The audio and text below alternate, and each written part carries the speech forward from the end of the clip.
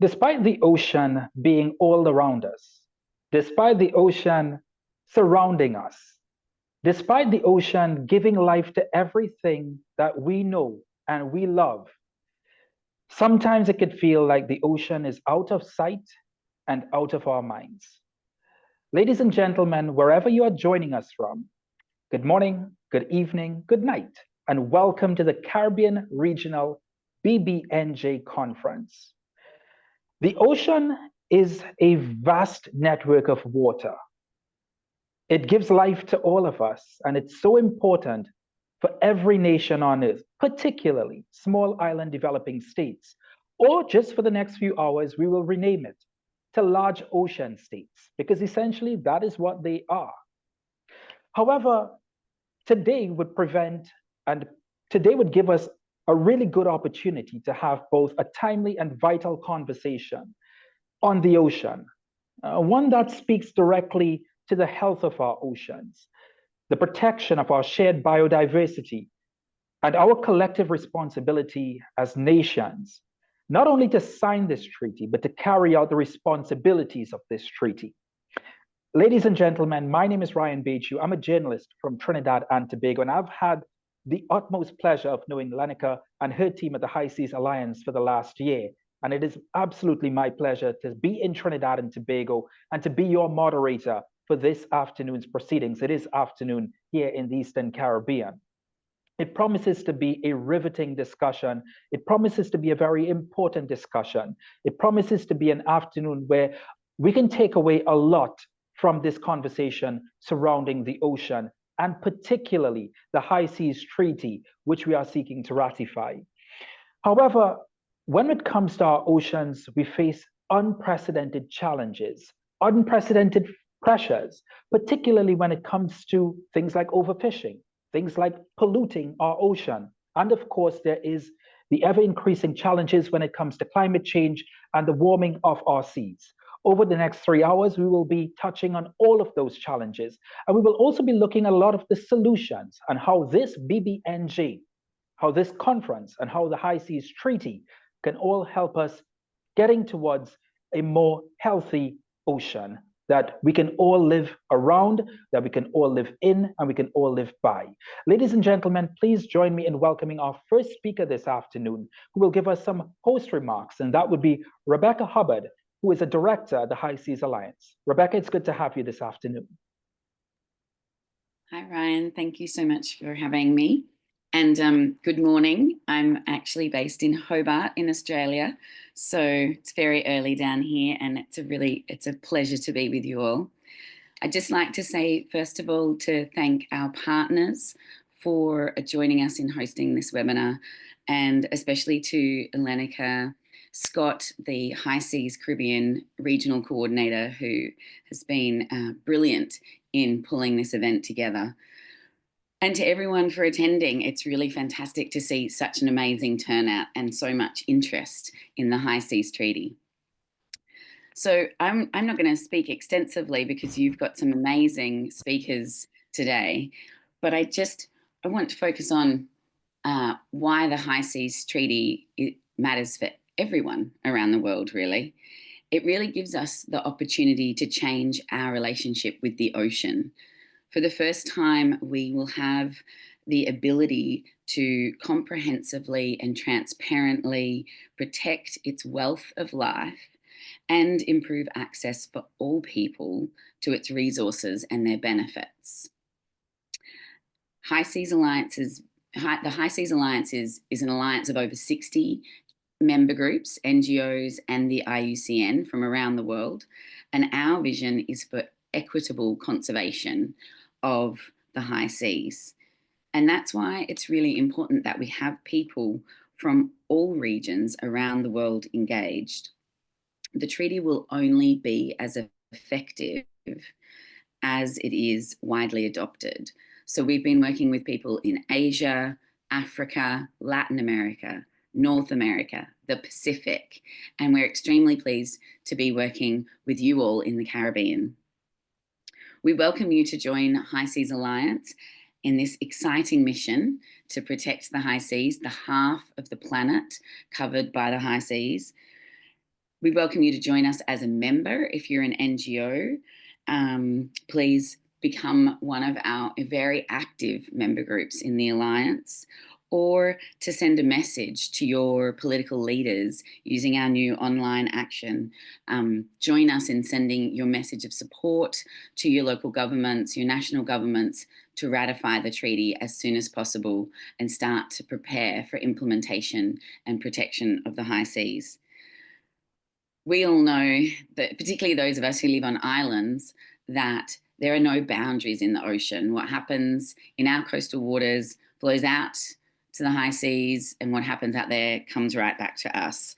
So what happens in the high seas is affecting us all, and that's why we really urgently need the High Seas Treaty. And I know other people will talk in more depth about that. But I really look forward to working with you all, and I wish you well for the rest of the webinar. I'll be staying with you, so I really look forward to the conversation. Thank you so much. Thank you very much, Rebecca. Really appreciate your kind words. And also, it's such an important point that you make. You know, most of us who live on small islands, particularly here in the Caribbean and out in the Pacific, whatever happens on those high seas affects us directly. We don't have big buildings and big infrastructure to protect us. So thank you very much for that wonderful introduction, Rebecca. We really appreciate it.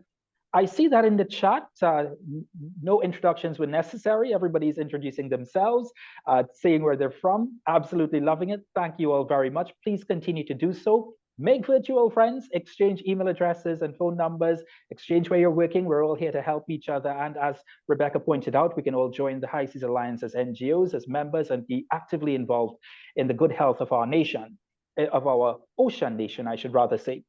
Now, moving right along, I'd like to welcome now to give us her address, Susana Barrera Valderrama, who works with the SPAW, that's Especially Protected Areas and Wildlife. And Susana has been serving as the Marine Biodiversity Program Officer at the UN Environment Program Convention Secretariat since June 2023. And in this role, she coordinates the implementation of the Protocol on Specially Protected Areas and Wildlife, that's the SPAW that I was speaking about, throughout the wider Caribbean region. She's a Cuban national, and Ms. Valderrama brings over 20 years of experience in national and regional initiatives focused on the conservation and monitoring of marine species and ecosystems and the design and implementation of marine protected areas. A virtual welcome, Susana. Thank you very much for being with us this afternoon. Thank you. Thank you. And good morning, good afternoon, colleagues. It is a pleasure to be here today. And first, I would like to begin by conveying the apologies of Mr. Christopher Corbin, the coordinator of the Cartagena Convention Secretariat, who unfortunately couldn't join us today.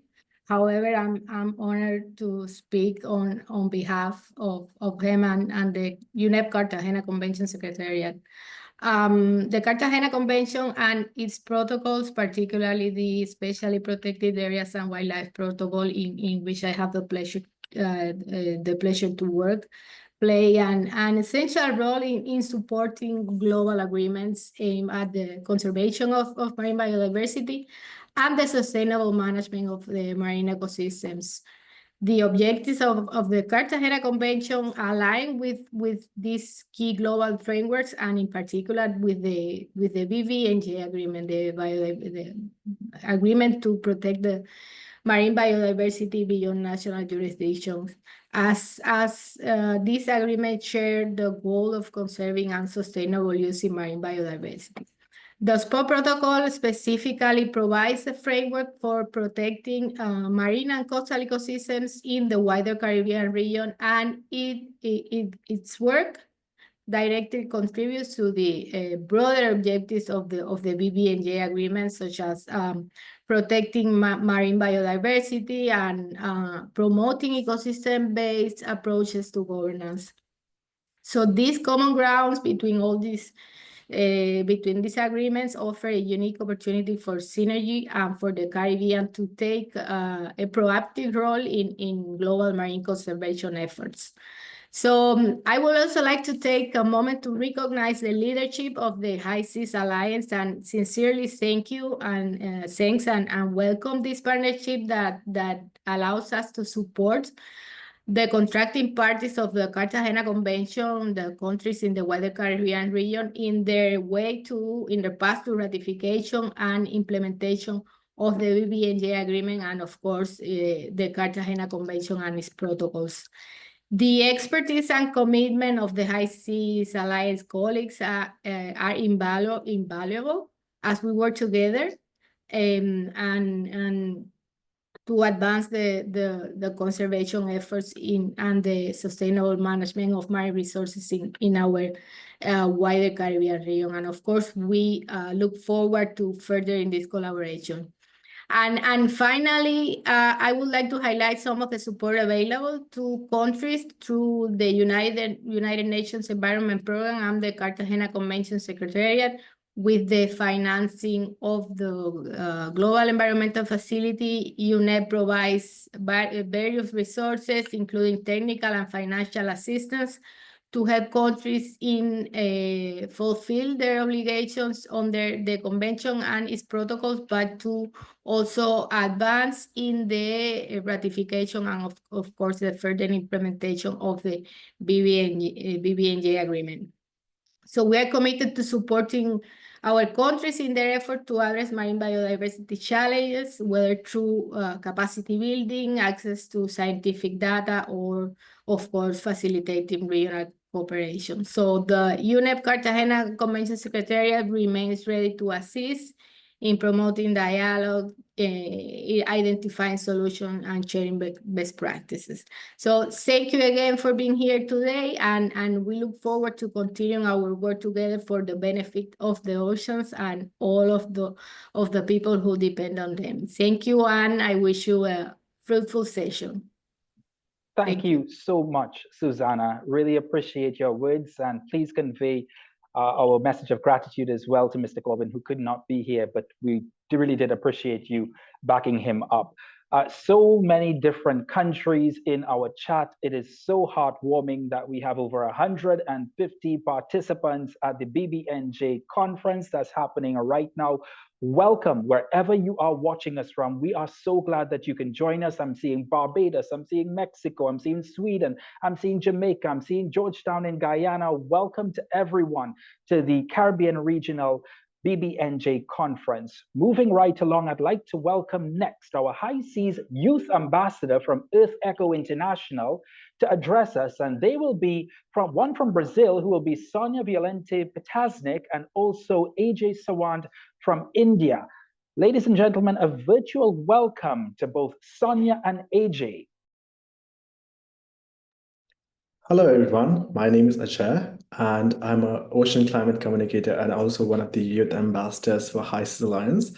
And we'll be highlighting the role of youth-driven action to advance the High Seas Treaty, especially towards fast-tracking it, and what work we did throughout the last year in pushing forward this High Seas Treaty in our nations. Can you take the next slide, please? So I was the High Seas Youth Ambassador for India, and over the last year, we hosted several programs throughout the nation to make sure that we create youth engagement, create more buzz around what the treaty is, what high seas are in general, and also how youth can be a part of this larger policy movement, which is focused towards protecting one of the most important resources. We took part in the 10th World Water Forum in Bali, where we presented the brochure and inaugurated our program at Alcoy, India, where we had almost 1.5-hour-long session presenting nitty-gritty about the treaty among 70+ youth environmental activists as well as leaders, so that they could themselves again push it forward in their own communities. Besides that, we had several other programs that we presented, including the UN Faith Council webinars, schools, where we reached nearly 1,200 people, and also hosted our Youth Pledge Board, which got over 1,200 signatories. We also launched our first digital petition, which was High Seas Digital Petition for India, and also pushed the High Seas Treaty fast-track ratification as one of the recommendations from youth within the regional policy decision makers as well as the national decision makers. Besides all of this, we had a huge success, especially in pushing it in terms of media, where we almost secured 250,000 impressions and a lot of commentary, as well as people noticing what work young people were doing to push High Seas Treaty and why it was so crucial. Our plan for 2025 in India particularly is to have publications with Greenpeace India and the Nature Conservancy, and also having more youth-led movements which can push the High Seas Treaty and create more buzz around it in general public. I'll pass it on to my colleague Sonia, who will take it on from here. Hi everyone, my name is Sonia Valente Pitasnik. I represent Brazil as a High Seas Youth Ambassador, and here are some of the campaigns I've worked in the last year. First, I delivered some lectures for 5 different Amazon communities, youth groups, universities, and kids, telling them about the High Seas and the High Seas Treaty and why it's so important in their daily lives. I also launched a petition, a cultural art contest, plus social media posts about the High Seas and the High Seas Treaty. I launched and organized an artistic mural that since September got over 200,000 viewers. I authored different blogs and participated in several webinars, and I was a speaker at a side event at the CBD COP16 in Cali, Colombia. Our next steps are focusing primarily at the COP30 that's going to happen in November in Brazil.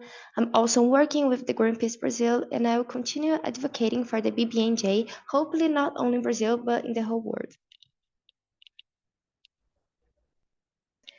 We would also like to introduce you to the Gen Z platform, a global community of young ocean advocates from 13 to 25 years old, united for networking, learning, and collective action to protect and restore our ocean planet. Please, next. At the Gen Z, you can connect and collaborate with more than 2,000 members from 100 different countries, and you can learn and build different skills and connect with different cultures.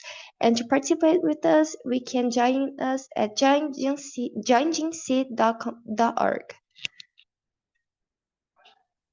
We also have a very exciting news. Heist Alliance, in partnership with the UNEP, has come up with this amazing essay writing competition for ages 13 to 17 and 18 to 25 in these 2 categories, especially focused to the Caribbean region and Caribbean youth, so that we can empower them to be a part of the larger policy change movement. That said, all the details will be available on High Seas Alliance website, as well as the other websites which are associated with our program. Next slide, please. And we have Youth Ambassador for the upcoming year from Caribbean region, which we are really excited to announce on February 3rd. So watch out for it. Thank you. Wow, February 3rd, a big announcement is coming. So everyone look out for both Ajay as well as Sonia. They will be having some big news come February 3rd. Thank you very much, Ajay. Thank you very much, Sonia, for such wonderful presentations. But everything that we do when it comes to climate change, when it comes to this High Seas Treaty, it really is for the future of our planet. And to see these youth ambassadors and the work that they've just presented, that they have done over the last few months into the last year, has been incredible. And they've really taken it in a very different direction than, let's just say, some of the older folks would have done. I look at Sonia's presentation, and her presentation had murals, using poetry, using the arts, really. She wasn't just speaking at COP16. She wasn't just doing petitions like the old school and traditional forms. These young people in Ajay and Sonia and all of the young people who are connected with the High Seas Treaty, they've been doing such incredible work, but using their youth, using the technology, using the digital age to really push this treaty. Ajay, Sonia, congratulations on all the incredible work that you guys have done. And we really look forward to not only February 3rd and that huge announcement that you guys have coming for us, but also what comes in the next year, in the not too distant future. Congratulations once again, and so happy that you guys were able to carve out some time to present to us what you guys have been doing for the last few months into the last year. Thank you very much once again. Next on, we would like to move on and welcome and invite Ambassador Jerry Eno, who is a special envoy for oceans in the government of Grenada, to address us. It's going to be a very important message, so I implore everyone to pay attention to what Mr. Eno has to say. He's representing the government of Grenada as a special envoy for oceans. Mr. Eno.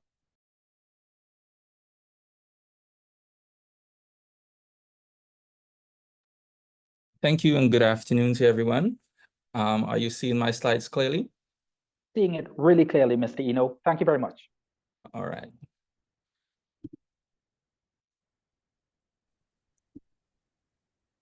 I think I have a technical difficulty. We saw it and now we're not seeing it. Okay. So you may have to just share your screen again. You want me to share for you, Mr. Jerry? Camilla can actually help you with that. Yeah. Yeah. Yes, you can go ahead and share for me. Okay. Thank you, Camilla. No worries. All right, perfect. So my name is Jerry Eno. I'm the Ambassador Special Envoy for the government of Grenada with responsibility for oceans. Next slide. From the political and government standpoint, this treaty is very important for us because a significant portion of the Caribbean's economy relies on the ocean. For tourism, a lot of our economies are centered around tourism, fisheries, and agriculture. Now, fisheries and coastal tourism plays an important part of our economy.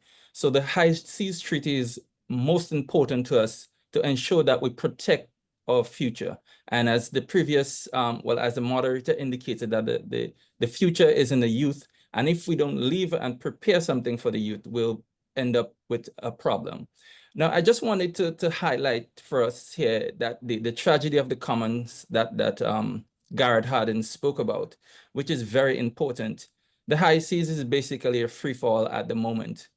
And if we don't have any structures, policies, and any way to enforce and manage these resources, we would end up with the exact tragedy of the commons. So what we need is a strategic and a coordinated approach to the management of the high seas. Next slide. Now, I wanted to bring this slide here for particular importance. Now, what we see in here is a 4-year, every 4 years from 2022 backwards 4 years. So the picture on your top right-hand corner, it's the first year. And what we're looking at here is the density and the intensity of the distant water fleets.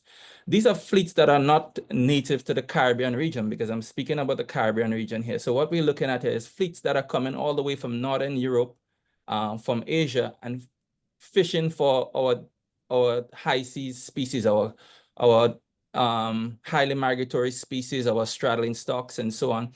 So what you're seeing here is that within a 12-year span, it has intensified, and it is almost bordering some of the Caribbean, the Eastern Caribbean states, EEZ. Again, this has been 4 years old, so I would imagine that it's a lot more than what we are seeing. So and this is just the data from one particular country. Now, if we're looking at that, this visual alone is enough to sell that we need to ratify, that nations in the Caribbean, countries in the Caribbean need to ratify this treaty, because we need to manage these stocks. Now, this is only a 12-year progression of the fishing fleet in that region. Next slide. Now, for us in Grenada, we have one of the most vibrant tuna longline fishing industry in the Southern Caribbean. So for us, it is important that we sign and ratify the treaty, in which I'm working on currently. One of the things that we are doing right now is to take an ocean approach to the management of and the development of our economy. We are in the process of establishing a new Ministry of Blue Economy and Marine Affairs, which will be announced next month. which will focus on marine spatial planning, sustainable fisheries, ocean energy, and so on. So what we are trying to do is bring economic growth from the ocean, not just harvesting, but using offshore renewables like wind, tidal, thermal, conversion energy projects into our energy mix so that we solve some of our economic challenges with the ocean. We are looking at aquaculture, which is it's more or less non-existent in the Southern Caribbean. So it is, again, things that we are pushing towards. Next slide. Now, we would have signed the treaty last December. We are in the process of doing our local stakeholder consultations. The consultations is inter-ministry and the general public working with the stakeholder groups and so on. And by virtue of Grenada belonging to OECS and CARICOM, we are advocating for all of the other Caribbean and Caribbean states to join on and sign and ratify the treaty, because it is not just a document. The treaty should not be a document that nations sign just to have it ticked off on their books. But protection of the high seas is vitally important for us.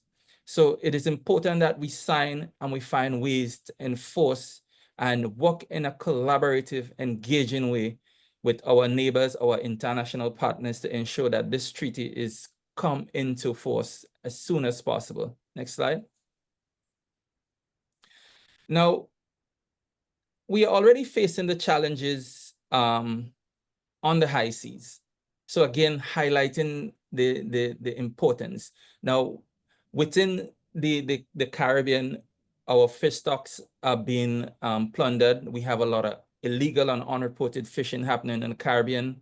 Our porous borders with limited maritime security domain awareness. It is important that we not only ratify, but through our international partners and through the support and the voice and the advocacy of the youths and so on, it is important that we highlight the needs, because the treaty is as good as the enforcement that comes with it.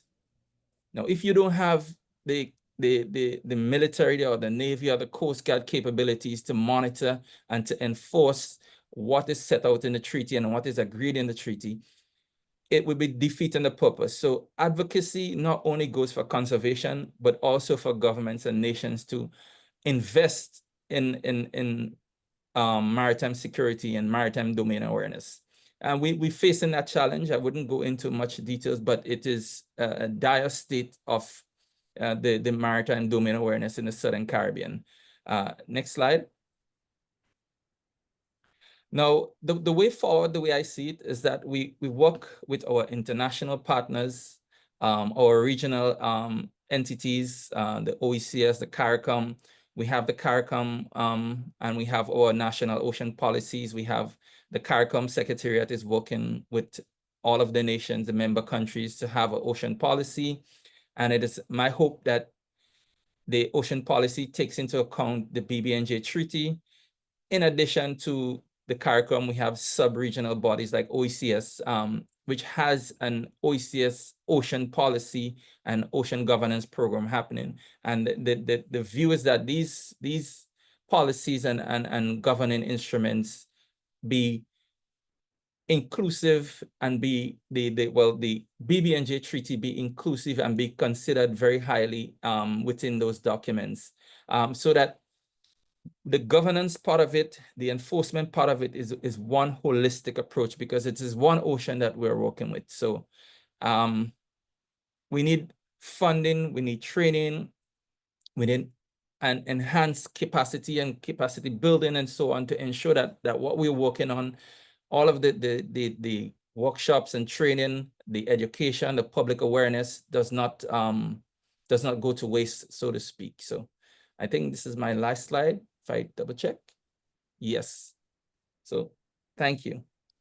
Mr. Eno, thank you very much for such a wonderful presentation. And I just want to very quickly really press home something very critical that you said, because sometimes nations can sign a treaty and not really enforce what that treaty is about that they've signed on to. some really excellent points, and thank you very much for making the time to speak with us this afternoon. Truly appreciate it. Moving right along, I want to welcome, thank you very much, Mr. Eno. I want to welcome now Khalil Hassan Ali, who's from the IMA in Trinidad and Tobago. That's the Institute of Marine Affairs. And he will give us an overview of ocean governance frameworks and opportunities within the BBNJ at the regional level. Khalil? Thank you. Thank you very much, Ryan. And good afternoon, everyone. Let me just start sharing my screen.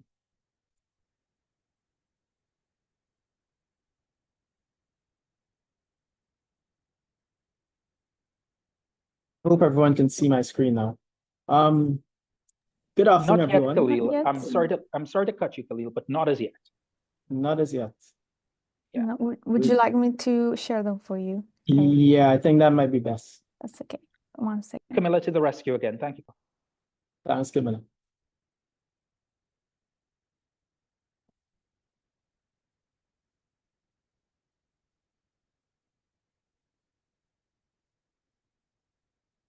that okay? Thanks very much, Camilla. Yeah. And thanks for the introduction, Ryan. And good afternoon, everyone. It's really a pleasure to be here today. And first, let me thank the High Seas Alliance and the implementing partners for this conference for inviting me to be part of this BBNJ conference. My name is Khalil Hassan Ali, a researcher from the Institute of Marine Affairs in Trinidad and Tobago. And today I have the opportunity and the pleasure to give a brief presentation on ocean governance frameworks within the Caribbean region. The opportunities and challenges that exist and how one particular organization within the ocean governance landscape has been engaged in the BBNJ process thus far and continues to be engaged. Next slide, please. This, of course, is a map of the wider Caribbean region, which is found in the West Central Atlantic Ocean. The Caribbean region is one of the most geopolitically diverse and complex ocean areas in the world. And the culturally diverse countries and territories that border this maritime area range from among the largest, example, USA, to amongst the smallest, example, Barbados, St. Kitts and Nevis, St. Lucia, etc. And from the most developed to the least developed in the world. Both the marine resources as well as the key problems affecting these resources, for example, overfishing, pollution, habitat degradation, climate change, are shared and to a very large extent and by the many territories that make up this region. Highly variable progress exists across the region with regard to ocean management, including as it relates to biodiversity governance and capacities for marine resource management. And these may vary considerably at national, sub-regional, and regional levels. Since the focus of this event is the BBNJ agreement, it would be remiss of me not to flag on this map the 3 small pockets of areas beyond national jurisdiction within the Caribbean Sea. The rest of areas beyond national jurisdiction in close proximity to our Caribbean countries extends eastward into the Atlantic Ocean. Next slide, please. So the 1992 United Nations Conference on Environment and Development, Agenda 21, established an internationally agreed action plan for sustainable development into the 21st century. And this Agenda 21 plan called for an integrated and multi-sectoral approach to marine issues at the regional level.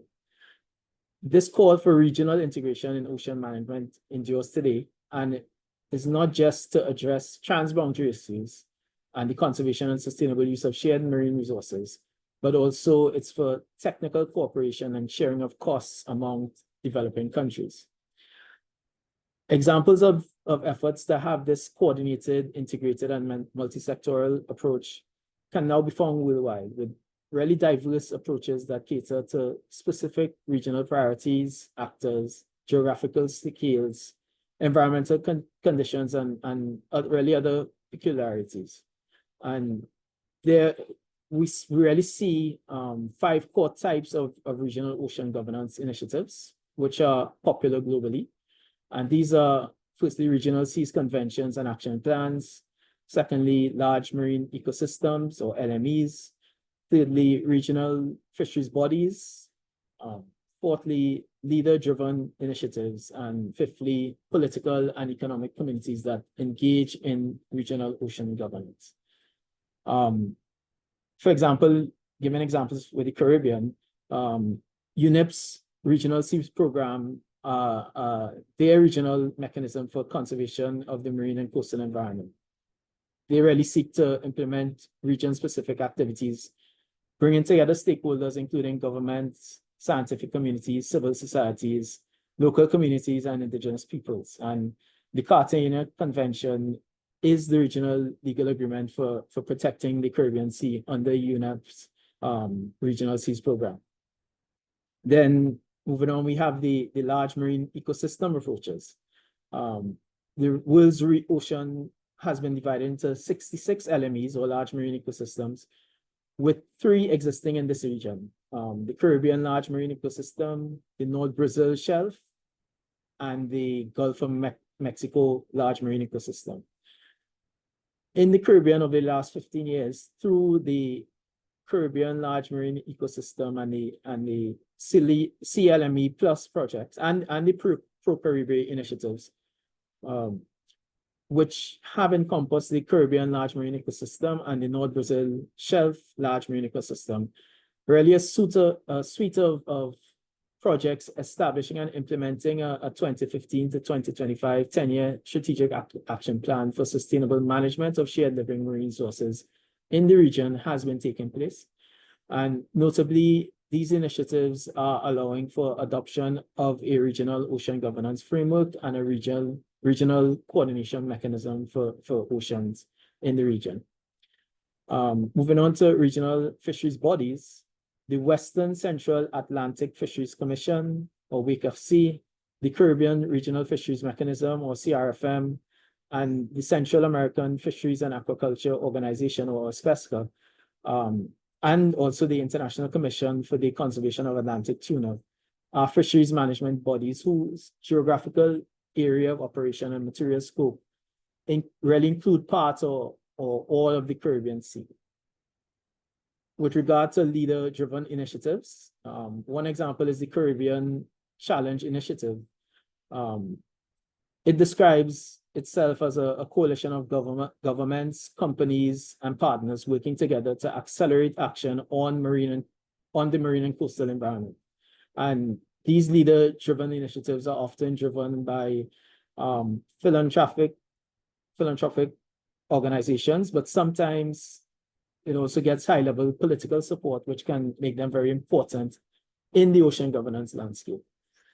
And then lastly, we have political and economic communities that have interests, influence, and which undertake ocean governance in the region, including through the Association for Caribbean States, or ACS, the Central American Integration System, or SICA, the Organization of Eastern Caribbean States, OECS, and the Caribbean Community, or CARICOM.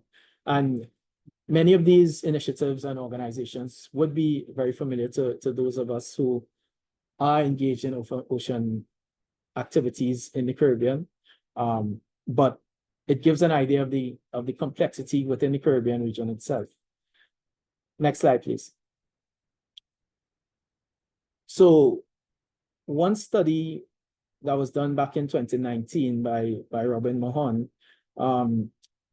really found 21 different arrangements operating at the regional level within the Caribbean, which had a role to play in at least one aspect of ocean governance.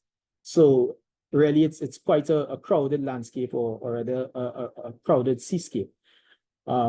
These arrangements can vary widely in terms of actors involved, in terms of scope, where they range from sectorally focused on, for example, fisheries or environment, so overarching across all ocean sectors. And they also vary widely in terms of form, ranging from formal binding treaties to informal voluntary arrangements. Nonetheless, they can be found really coexisting in a polycentric governance system where there are multiple governing authorities or nodes operating at different scales, as opposed to one monolithic and one monocentric unit.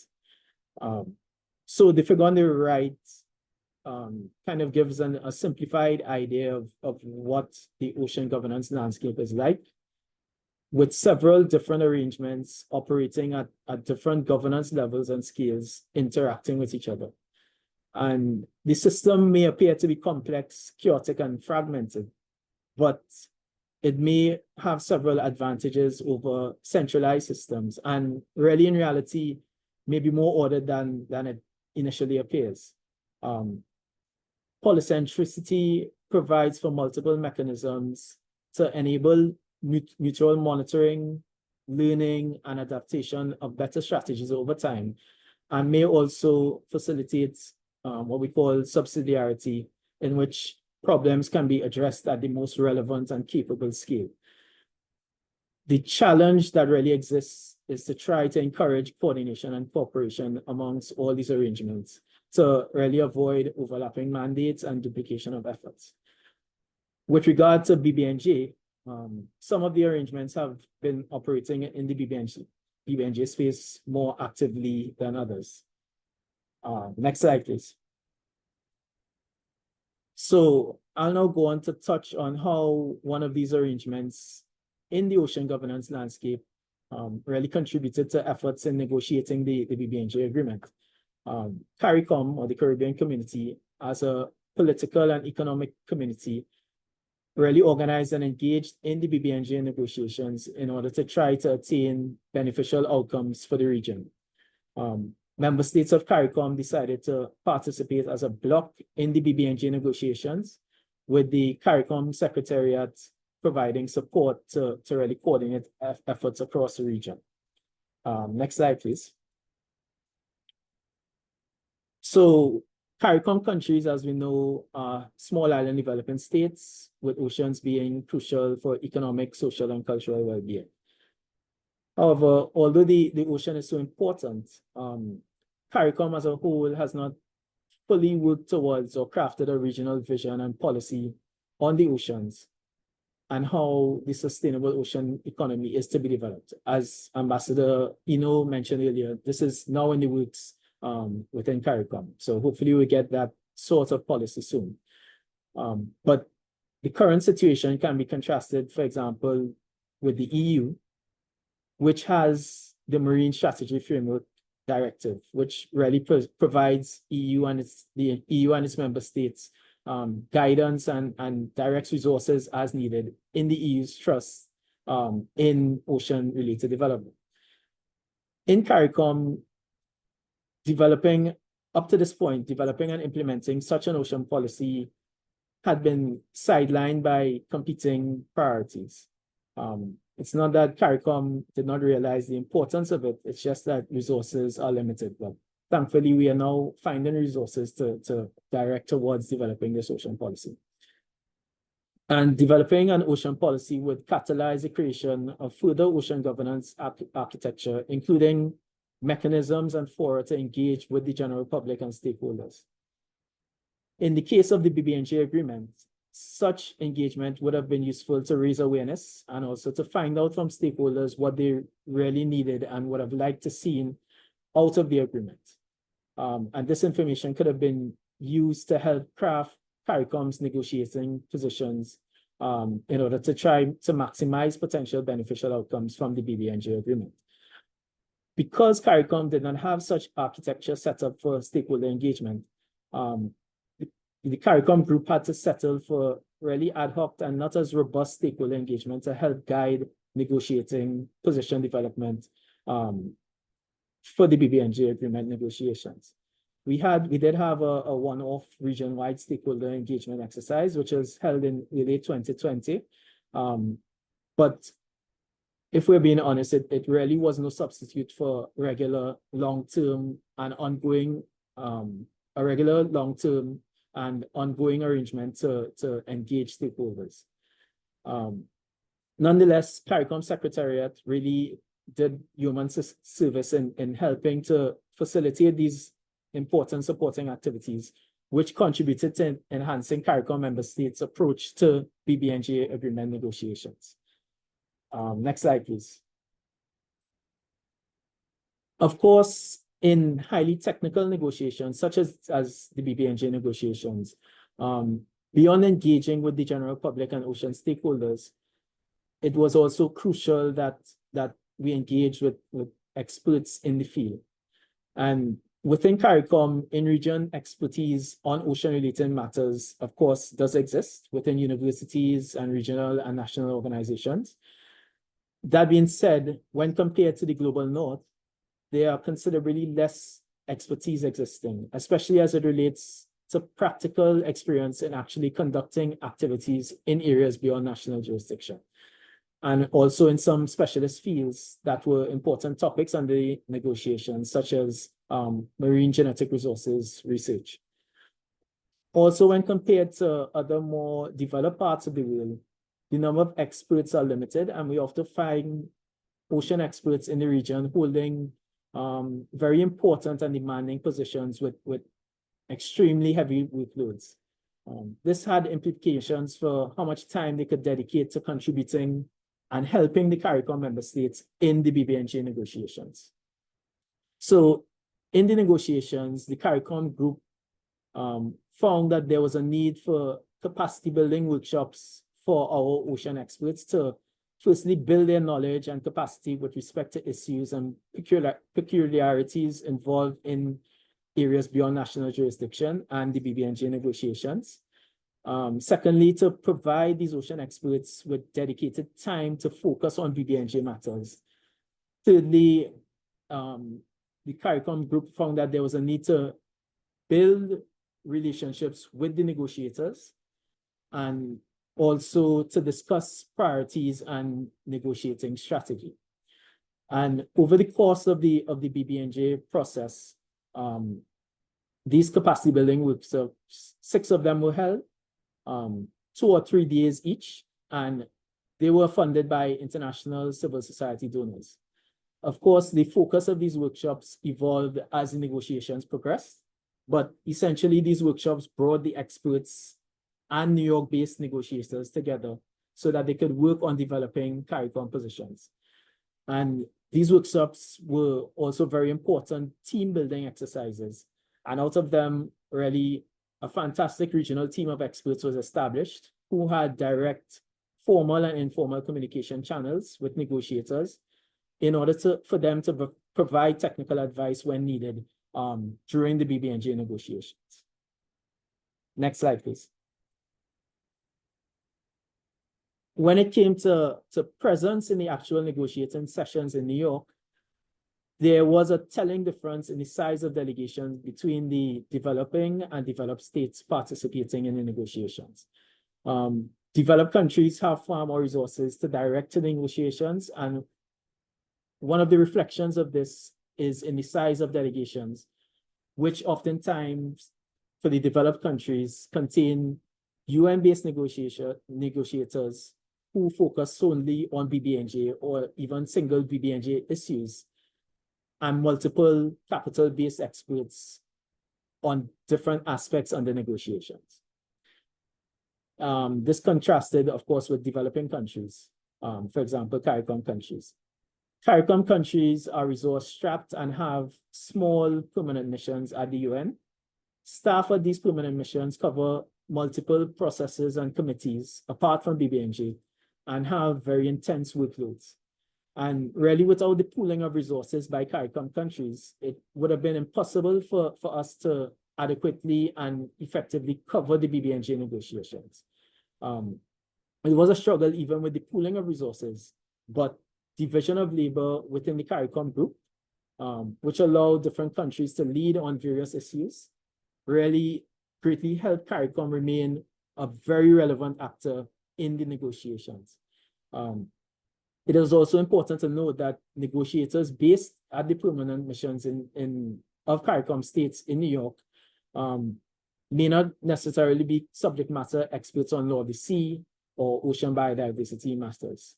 And This, along with the fact that the format for negotiations in the BBNJ process evolved over time to being parallel sessions where, for example, negotiations on environmental impact assessment were taking place in one room, and at the same time, negotiations on marine genetic resources were taking place in another. It really meant that there was a need for increased man and woman power to be physically present in New York during the negotiations, including the regionally based subject matter experts. The costs associated with getting capital-based experts in New York and having them stay for the 2-week negotiating periods were especially prohibitive for developing countries. But CARICOM member states, through coalescing as a team and coordinating through the Secretariat, were better able to access funds to get capital-based experts across to New York to participate in the negotiations so that we could have a really strong presence in the negotiating rooms and therefore advocate for the region's interests. Next slide, please.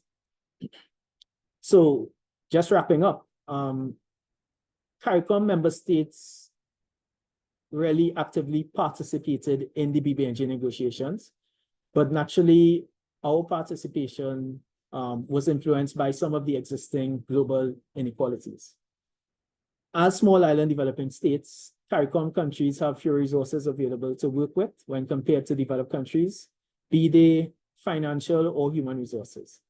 And this influenced the levels of stakeholder engagement, the breadth of and depth of expertise we had available to us, and also the size of delegations which participated in the negotiations, all of which could have had implications on how much CARICOM states may have impacted the negotiation of the BBNJ agreement. Now, that being said, even with fewer resources, CARICOM member states managed to be important, influential, and respected actors in the negotiations. And member states, on the back of high-level political support through its Council of Foreign Ministers, really got a united approach to the negotiations, coordinated through the CARICOM Secretariat. And this led to, among other things, efficient pooling of resources and dividing of workloads, the effective use of regional expertise, and organized accessing of much needed assistance from civil society and the international donor community to really execute the plans that we wanted to execute with regard to the BBNJ agreement negotiations. CARICOM member states therefore managed to be relevant in the negotiations and advocate for our interests. And CARICOM's negotiating team was very satisfied with what was achieved, and also satisfied that most, if not all, of our key asks are now reflected in some way in the BBNJ agreement text. Going forward, coordinating engagement continues as member states go through the process of signing and ratifying the agreement. And as the BBNJ process advances through the preparatory commission and beyond, for example, when the first COP is established and that gets underway, CARICOM member states are continuing having a coordinated approach to the BBNJ agreement, which, in my opinion, and I think the opinion of everyone who was involved in the negotiations, only bodes well for how we engage at an international level with regard to these very important ocean issues that affect us quite intimately at our national level. Thank you very much. With that, I'll draw to a close and look forward to the rest of the conference. Thank you. Thank you very much, Khalil. Really appreciate your presentation. And if it's one thing that you can get out of Khalil's excellent presentation, not only the challenges that CARICOM faces and the resource constraints, but also if we don't come together as a community, no single island will be able to stand up to the negotiators and the resources that some of these large nations have. Khalil, thank you very much. I agree with Juliet in the chat. That was a really excellent presentation.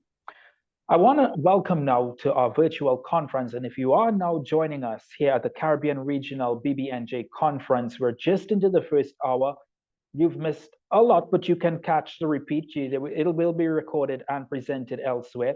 But welcome. Thank you very much for joining us. Please leave your name, where you're from, what you do in the chat, make virtual friends, make connections that you can keep with you after this conference.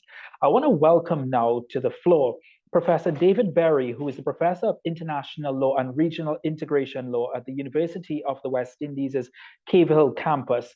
Professor Berry will be talking to us about the process of ratifying and implementing the BBNJ Treaty at the national level. Professor Berry, it's a pleasure to have you with us this afternoon. Thank you very much. Warm greetings to everyone. A hard act to follow Khalil, who of course is masterful in his presentation. I will try to share my slides. I hope you can see them. Yes, okay. We can. I'm the only successful one. What a great luxury. What I'm going to talk about is two things. First, ratification, but that's fairly easy. And then the harder process of implementing it. So let me take you through my slides. So first, just an overview. We haven't really talked much about the agreement, and that will come a bit later. But this is a slide showing the status of it. So in the Caribbean, we have a number of states who've signed it, and three of the 15 who have ratified it are from our region. So what I would submit is that we have a widespread participation in the agreement, which is very much welcome. And hopefully more of the states that have signed it will move on to ratify it. What does ratifying involve? Ratification depends upon your national legal system. Each national legal system will have a different process for ratifying. But many states will lay the agreement. So when you sign it, you literally sign on the dotted line. But for ratifying, many states will bring the agreement home, lay it before cabinet, lay it before both houses of parliament, debate it, discuss it, and then agree that they will be bound by it. And at that point, they draft ratification instruments and send it back to the Secretariat who receives them.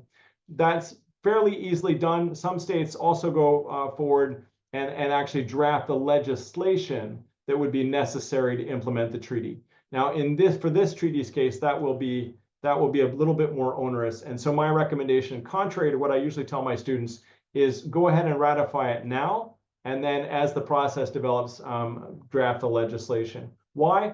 Because the first meeting of the main organ of the BBNJ agreement is the Conference of the Parties. The first meeting will decide many of the rules and the significant things that were debated in the drafting sessions. So I would really want states, CARICOM states in particular, to be there for that first session of the Conference of the Parties. Now, Khalil has already shown you a slide. Mine's a little simpler, but you can see with the red arrows where we have areas beyond national jurisdiction, these little pockets in the Caribbean Sea, and then also beyond our 200 nautical mile exclusive economic zone. So there is some regional relevance for us, but you'll see when we look at the contents of the treaty, it's a little more than just being next to the high seas or next to areas beyond national jurisdiction. So this is the contents, and this slide just simply shows the parts of the treaty. So it has 12 parts and 2 annexes, and what you'll see is that parts 2, 3, and 4 and 5 have very significant substantive contents. So part 2 deals with marine genetic resources, and I'm sure that will be explained shortly, but there's a whole regime for marine genetic resources in the treaty, which can be incredibly valuable in terms of scientific development. Secondly, part 3 deals with area-based management tools, including marine protected areas. So if you have marine genetic resources that could be easily damaged, you can create a marine protected area to protect them from harm. Environmental impact assessments, this is Khalil's specialty, which is if you're going to engage in some kind of activity in an area, an environmentally sensitive area, then you would have to do environmental impact assessments. Capacity building and transfer of marine technology. This is of tremendous benefit for the region because through this section or part of the treaty, we could gain capacity building and technology transfer and funding. Institutional arrangements, that's the organs, financial resources, again, funding both for the treaty itself and for capacity building. And then the other sections are fairly obvious. But as you can see, just from this short overview, and I suspect you'll get a little bit more detail later, the treaty is a complex, multifaceted treaty.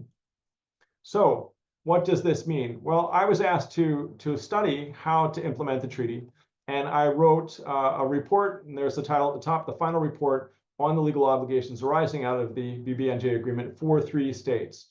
And so what I was asked to do was focus on what do you need to do as a sovereign state to effectively utilize the treaty for your legal system and for your administrative systems and economy, and how to comply with it appropriately. And so I reviewed the agreement, related treaties such as Nagoya Protocol, Convention on Biological Diversity, et cetera, reviewed the legislation of 3 target states, and then issued the report in 2024 with recommendations. And I'm going to walk you through in a very summary form some of those recommendations.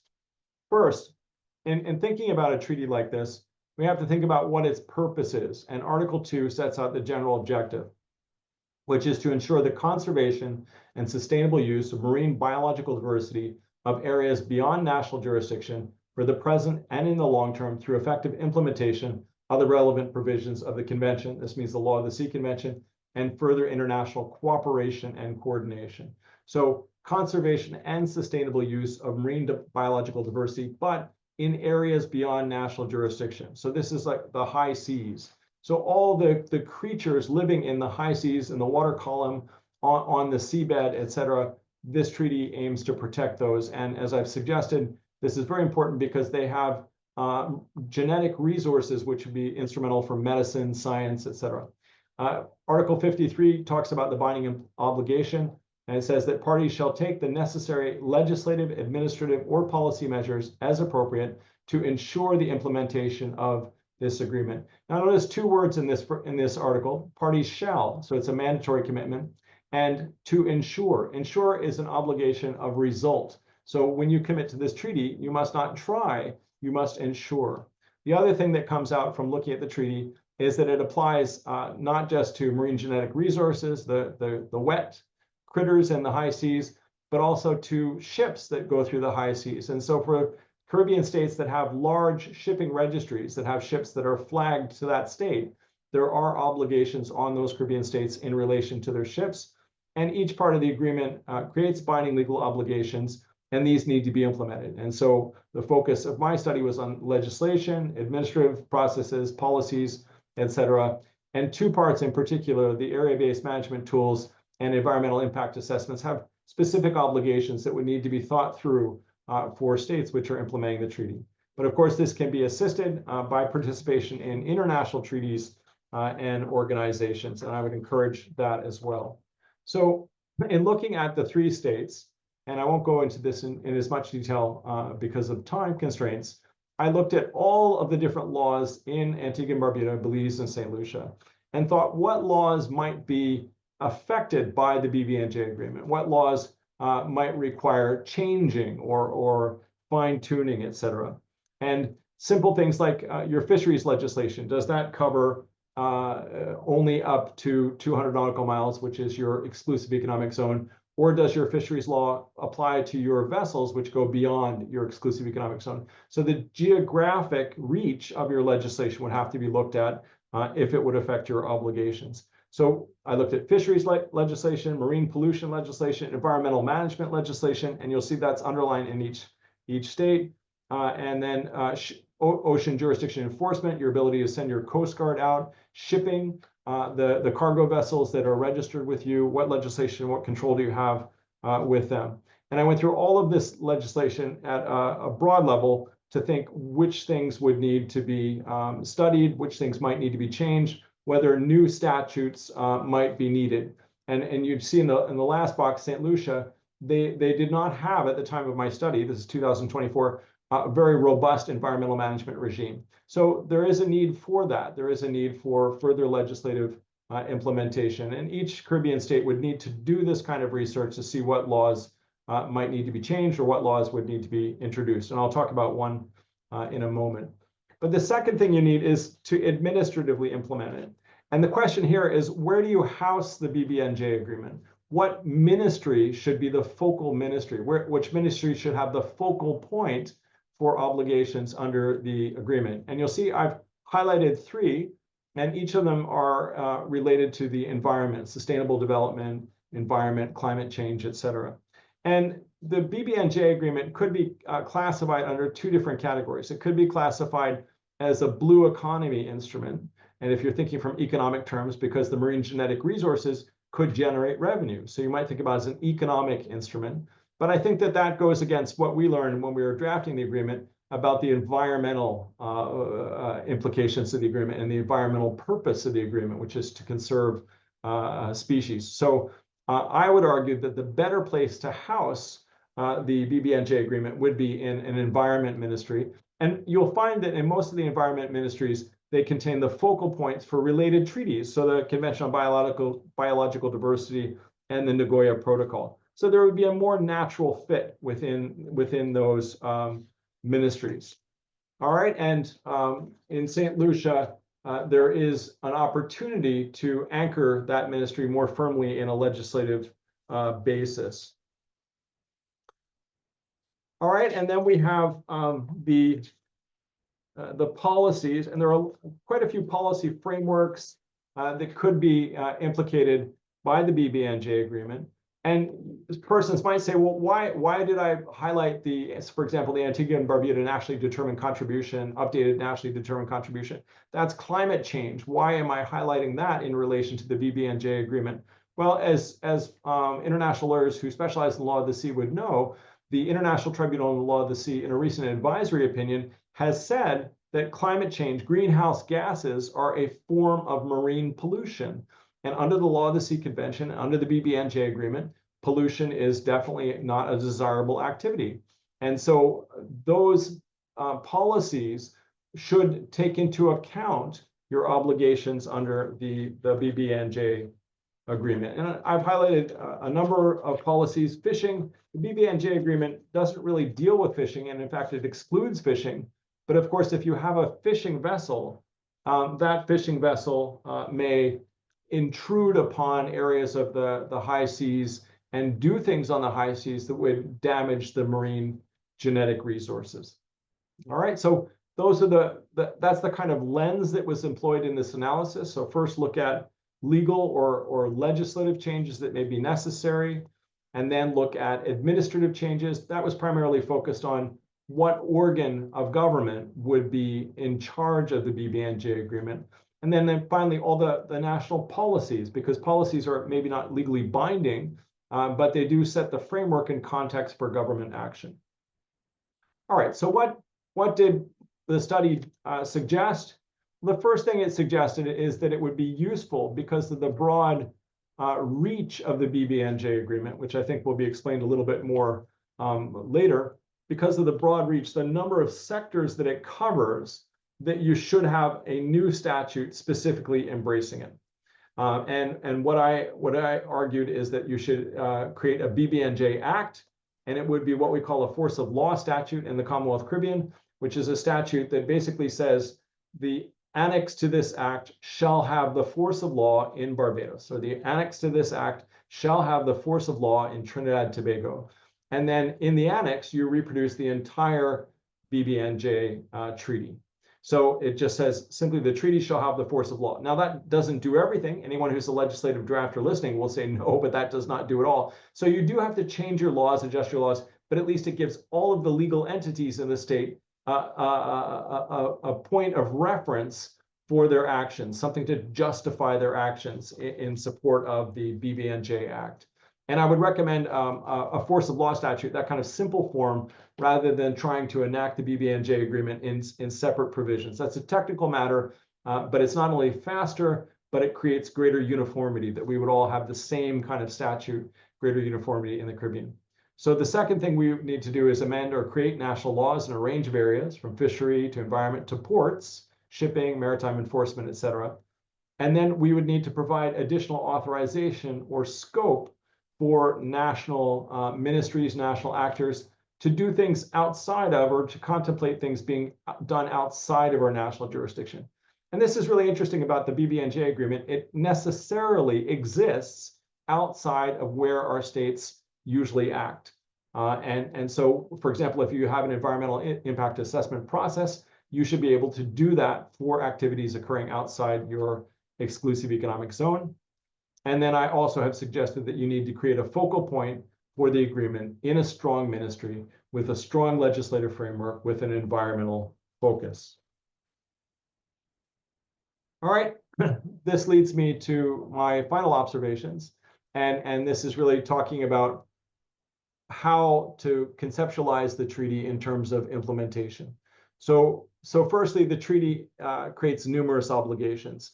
And in the report that I authored, I had an annex, and the annex was many, many pages long. And it literally went down through every article of the treaty and asked a simple question: does this article impose an obligation on a state or other national actor? And so I went through and I combed through it, and then I said, yes, it does. And then I said, well, what would cause that obligation to arise? What is the triggering event? And then I identified the article, and I either quoted or added some descriptive comments. So 15 pages of just going through the treaty and saying, these are the obligations that arise. This is what we need to take care of in our implementation. And so we will have, under the agreement, numerous obligations that have to be implemented at both the international and national levels through a variety of mechanisms, through statutes, through law, through administrative practices, through policies. Some will be easy to implement. It might require a small change of a statute. Others may require significant change, maybe even creating new administrative structures. However, this can be done, and the study that I did suggests that it can be done in a logical, rational way and successfully implemented. And of course, what I should say is that I have recommended very strongly on every occasion possible to all Caribbean states to not only sign the BBNJ agreement, but also to ratify it, become a party, and as quickly as possible, so that you can participate in the very important negotiations that will be taking place leading up to the first conference of the parties and at the conference of the parties. And the agreement, as you will hear, has tremendous implications for our economies, for global climate change. The oceans are the huge carbon sink of the world, and they are saving our planet. And if we keep them healthy, they will save our planet more effectively. All of those kind of things. So without further ado, I will end. Thank you very much, and I'll stop sharing my screen. Thank you very much, Professor Berry. However, we're not going to let you go that quickly, because we do have a couple of questions for you that we hope that you could answer as briefly as possible, but I'll pose the first one now. Which court, the Privy Council or the Caribbean Court of Justice, is better positioned to serve as the final authority for enforcing the BBNJ agreement in the Caribbean region? Well, that's an interesting question, because the BBNJ agreement is an international treaty. And so neither court technically has competence to enforce the BBNJ agreement. The Privy Council deals with national legal issues. The Caribbean Court of Justice deals with national legal issues in its appellate jurisdiction. In its original jurisdiction, it deals with treaties, but one particular treaty, the revised Treaty of Chaguaramas, which is our regional treaty. Now, the only way that the BBNJ agreement could come up, for example, is if you had a national piece of legislation that was challenged by an entity. And if that's so, then that might go through our national legal processes and then appealed up to the Privy Council or the CCJ. My money would be on the CCJ, which is a regional court and actually knows a little bit about our region. The Privy Council, obviously very well qualified judges, but without the regional knowledge. So that would be my money would be on them. As a follow-up question, how might the regional focus of the CCJ influence its effectiveness compared to that of the Privy Council in enforcing the BBNJ agreement?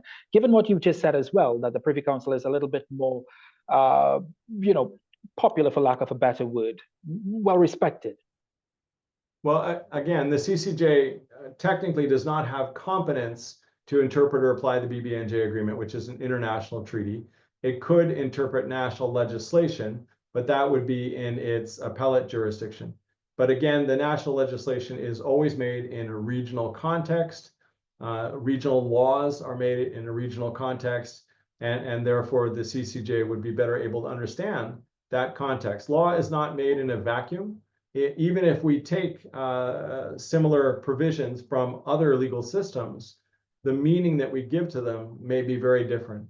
And even in the example of the revised Treaty of Chaguaramas, our regional trade agreement, there are articles that are word for word the same as provisions in the Treaty on Functioning of European Union, the EU's treaty, but the way the CCJ reads our treaty is very different than the European Court of Justice or Court of Justice of the European Union.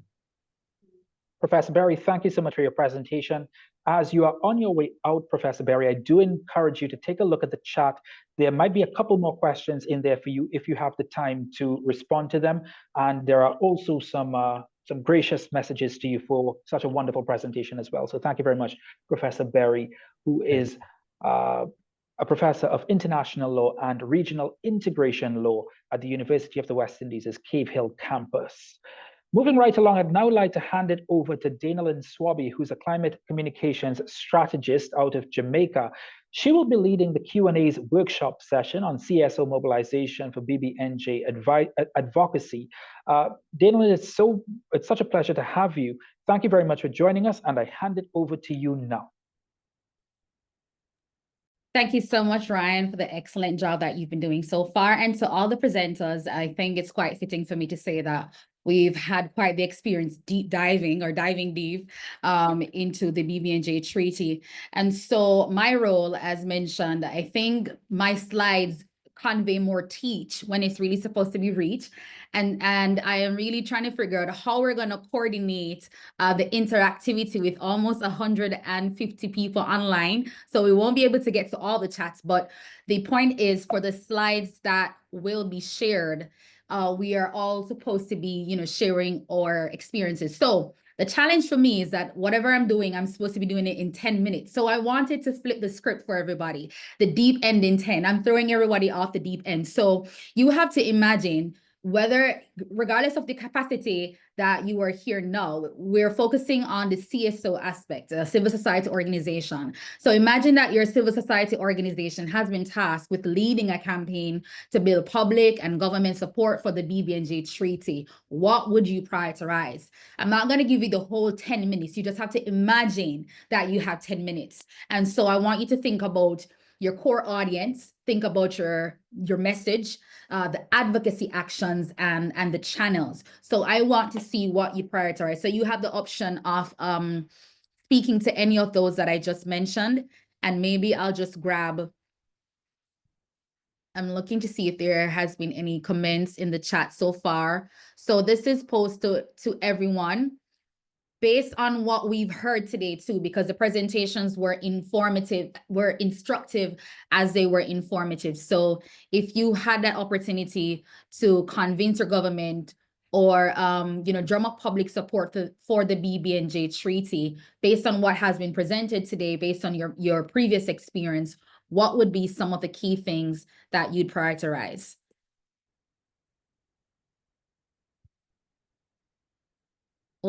Let's not, is the chat going all quiet on me?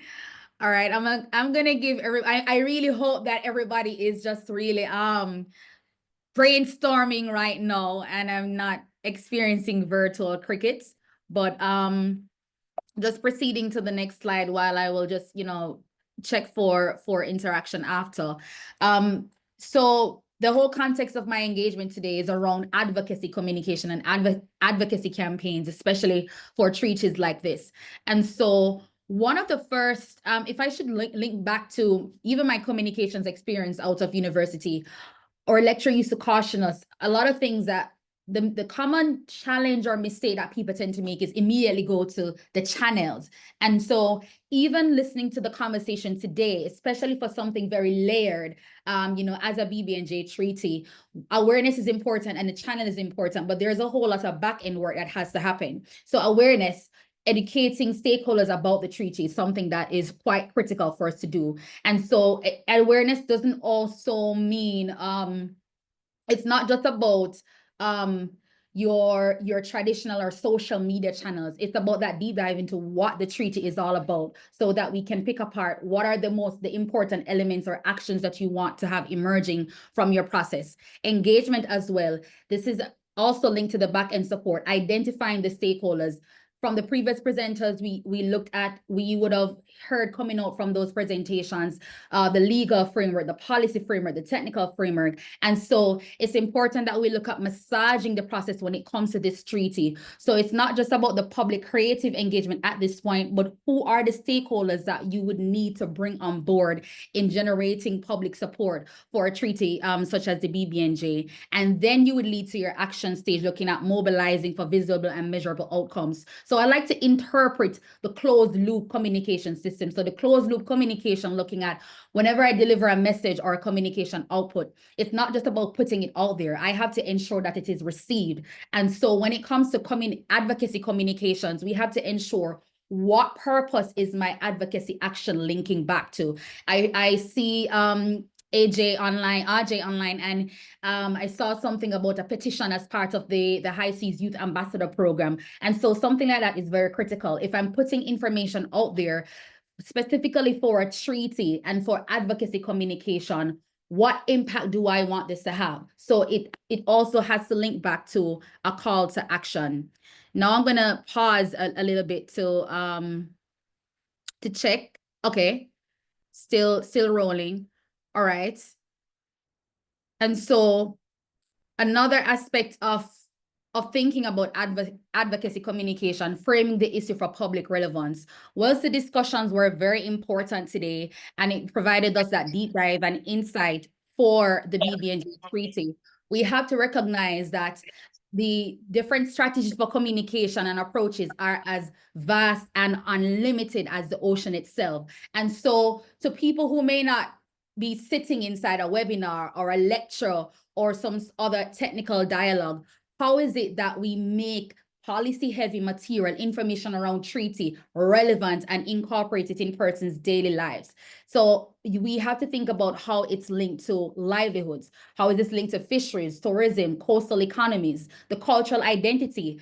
I still think that there is a vast opportunity for us to tap into that emotional connectivity as to what the ocean means and represents for us as a Caribbean region. Or I am fully aware that we have other guests who may be from Asia Pacific or other island nations and so forth. So I think that's something that we also need to consider, increasing ocean literacy in a way that the minute that we hear about treaties like this, it inspires conviction to support, to press for engagement through our connection.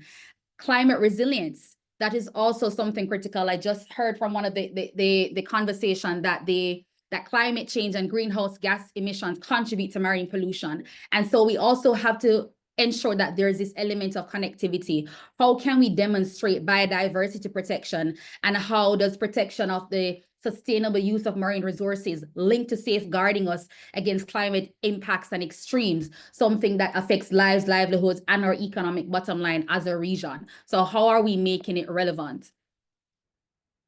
And so I mentioned this before about the call to action. Very important that when we identify the goals of an advocacy campaign or a communication effort, how are we outlining the tangible goals that people can work towards? So in the case of a BBNJ treaty, if it's ratification, how is it that different entities and diverse stakeholders can contribute to ratification? How is it that they can contribute to local outreach? How is it that we can contribute to public education campaigns? So share your examples. It may not be a BBNJ treaty, but you might be a member of a CSO, or you can recall an initiative that has been led by a CSO, whether locally, regionally, or internationally. What has been your experience, or what is your idea of how an effective call to action can be developed? What channel can you use? What channel did you use if you had experience in this case? So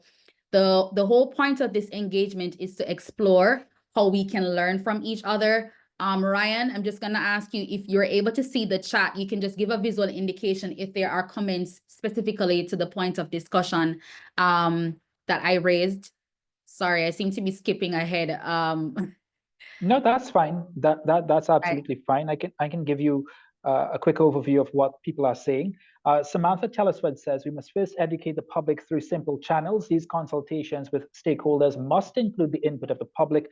The reason being is because persons want to know how this can benefit them, and they will support the cause. Emma says, that's why I said you must prioritize audience before everything else, cultural factors, etc. Alina says, inspire conviction through connection. Love it. And yeah, that's what we have so far. All right, thank you. Love it. And those are spot on comments and feedback, and ties back to what we had said about framing the issues for public relevance. Everybody has a role to play. When I listen to Professor Berry deep diving into the legal framework, the policy before with our previous presenter.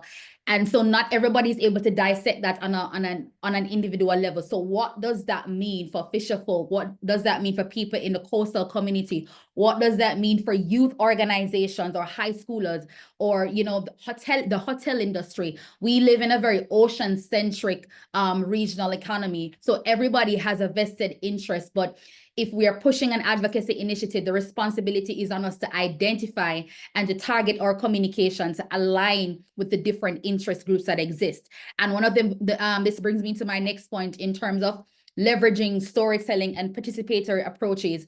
We have to do so in a way that marries culture and policy. So how can we make this personal? Highlighting stories about ocean biodiversity using traditional media, its articles, its opinion, op-eds, as well as news features, online media, if it's Instagram, if it's TikTok, if it's YouTube, podcast, docuseries, all of that.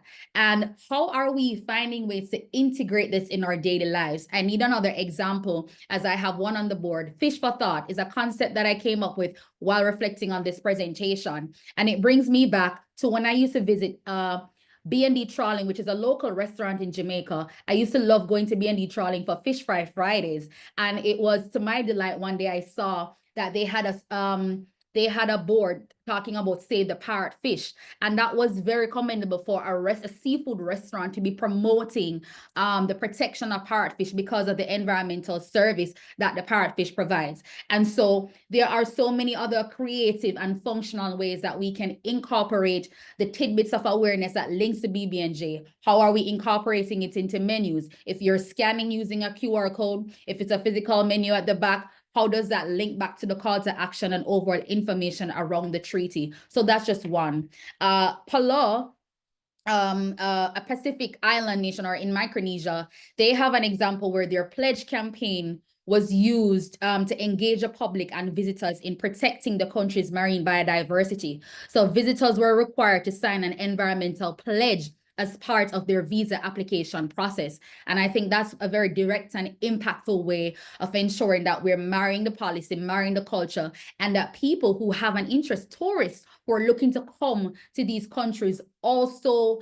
undertake that responsibility of what it means to be protecting and promoting sustainable use of the ocean and marine resources.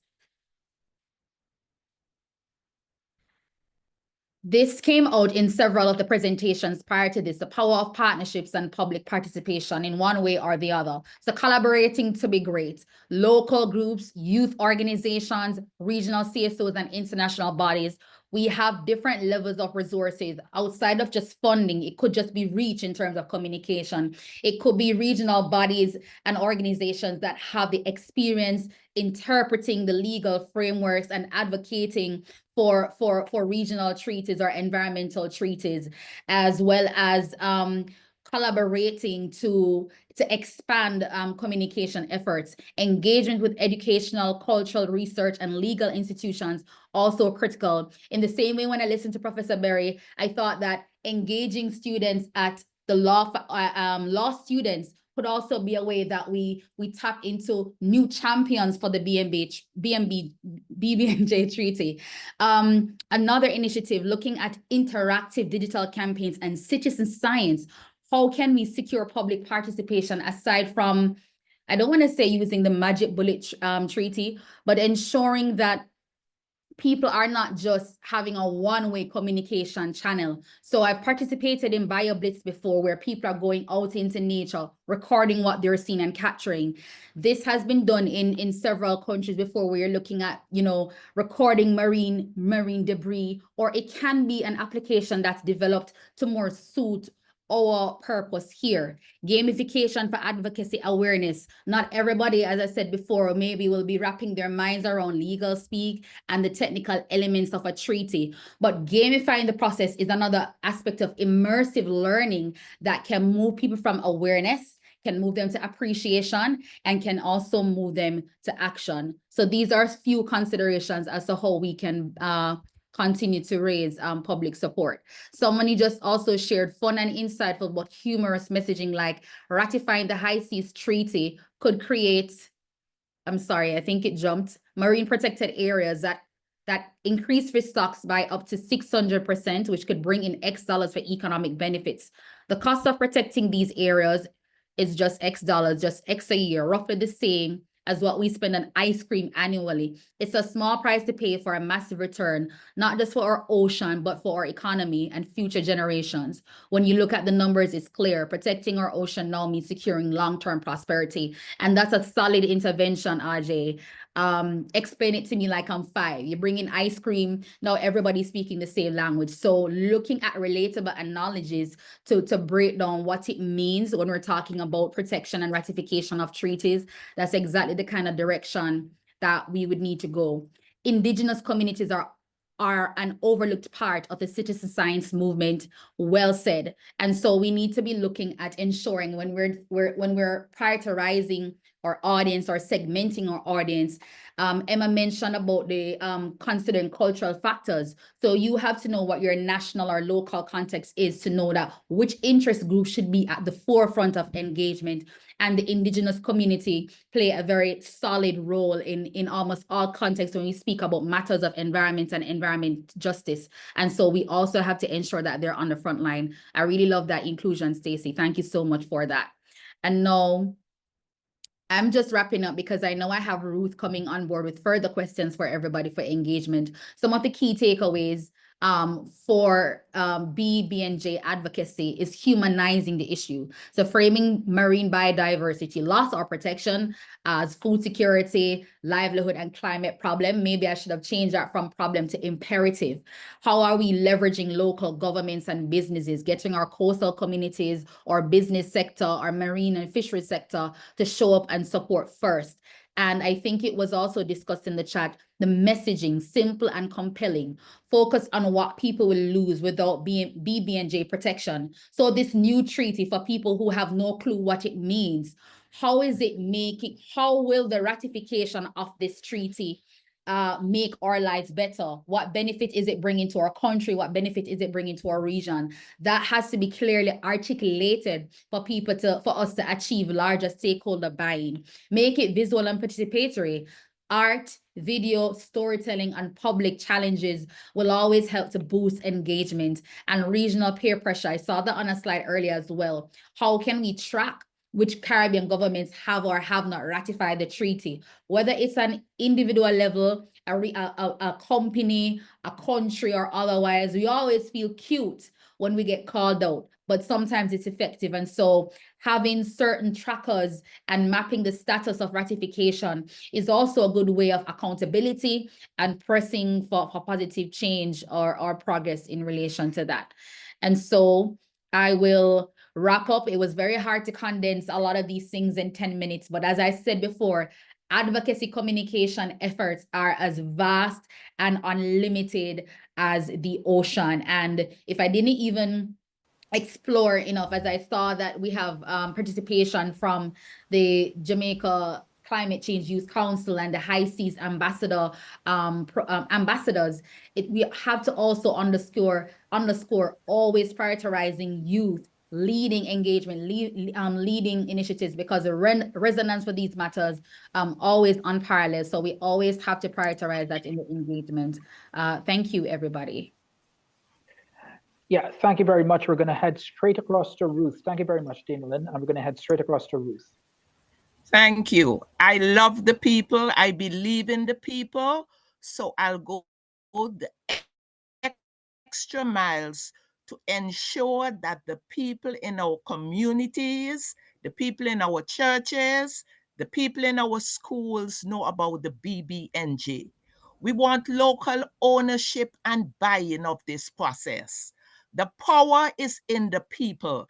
And if only our advocacy is bold, if our advocacy goes the extra miles to empower them, to teach them, to hear their ideas, we have much that we will accomplish. Today, there's a call for action. The call for action is for us to leave our offices, leave our places of abode, and go to the communities. Go where the people are so that we can include them. We can involve them in this process. I see questions in the chat asking about if these communities were included, if they got information before we started this process. And I must say the answer is no. But now we as CSOs are involved in this process. We need to build the partnerships. We need to break the silos. We need to overcome the barriers that prevent the people from becoming effective stakeholder participants in this process. I know time is going widely, but we need that commitment and dedication. We need our fishers on board. Our timings may not suit their timings, but we have to make that extra effort, go the extra miles to ensure that we build the bonds with our local people. Because without their being involved, who is going to implement? Implementation takes place with the people. On the high seas, we have the fishers with a lot of local knowledge. They're the stewards on the waters, and we need to know from them what they see happening. We need to strengthen the advocacy. So today, my call for action is for CSOs to take on new roles and responsibilities. Let us go and meet the people. Let us work together so that we can have an effective stakeholder engagement when we implement the BBNJ. Thank you. Ruth, thank you so much. Such passion in your voice, such rawness in your voice. That's how a lot of people like to hear it. Not politically correct. They like to hear it straight on, the way you delivered it. Ruth Spencer, we so appreciate you, the Chair of Marine Ecosystems, Protected Areas Trust from Antigua and Barbuda. Truly appreciate you making the time to be with us this afternoon, Ruth. Thank you very much. We now move on to our panel on the key sections of the BBNJ Treaty. And to do this, we'll have the help of three excellent people. And I want to introduce them now. Professor Judith Gobin from the Marine Genetic Resources in Trinidad and Tobago, Nicola Clark from Pew Charitable Trust, MPAs and ABNJs, and then Danielle Cashel-Race, who is from cross-cutting coordinator, who is the cross-cutting coordinator at High Seas Alliance, EIAs, and CBTT. I'm going to hand you over now for the panel on the key sections of the BBNJ Treaty. That includes the marine genetic resources, environmental impact assessments, marine protected areas, and capacity building and technology transfer. Professor Gobin, are you there with us? Yes, Ryan, I'm here.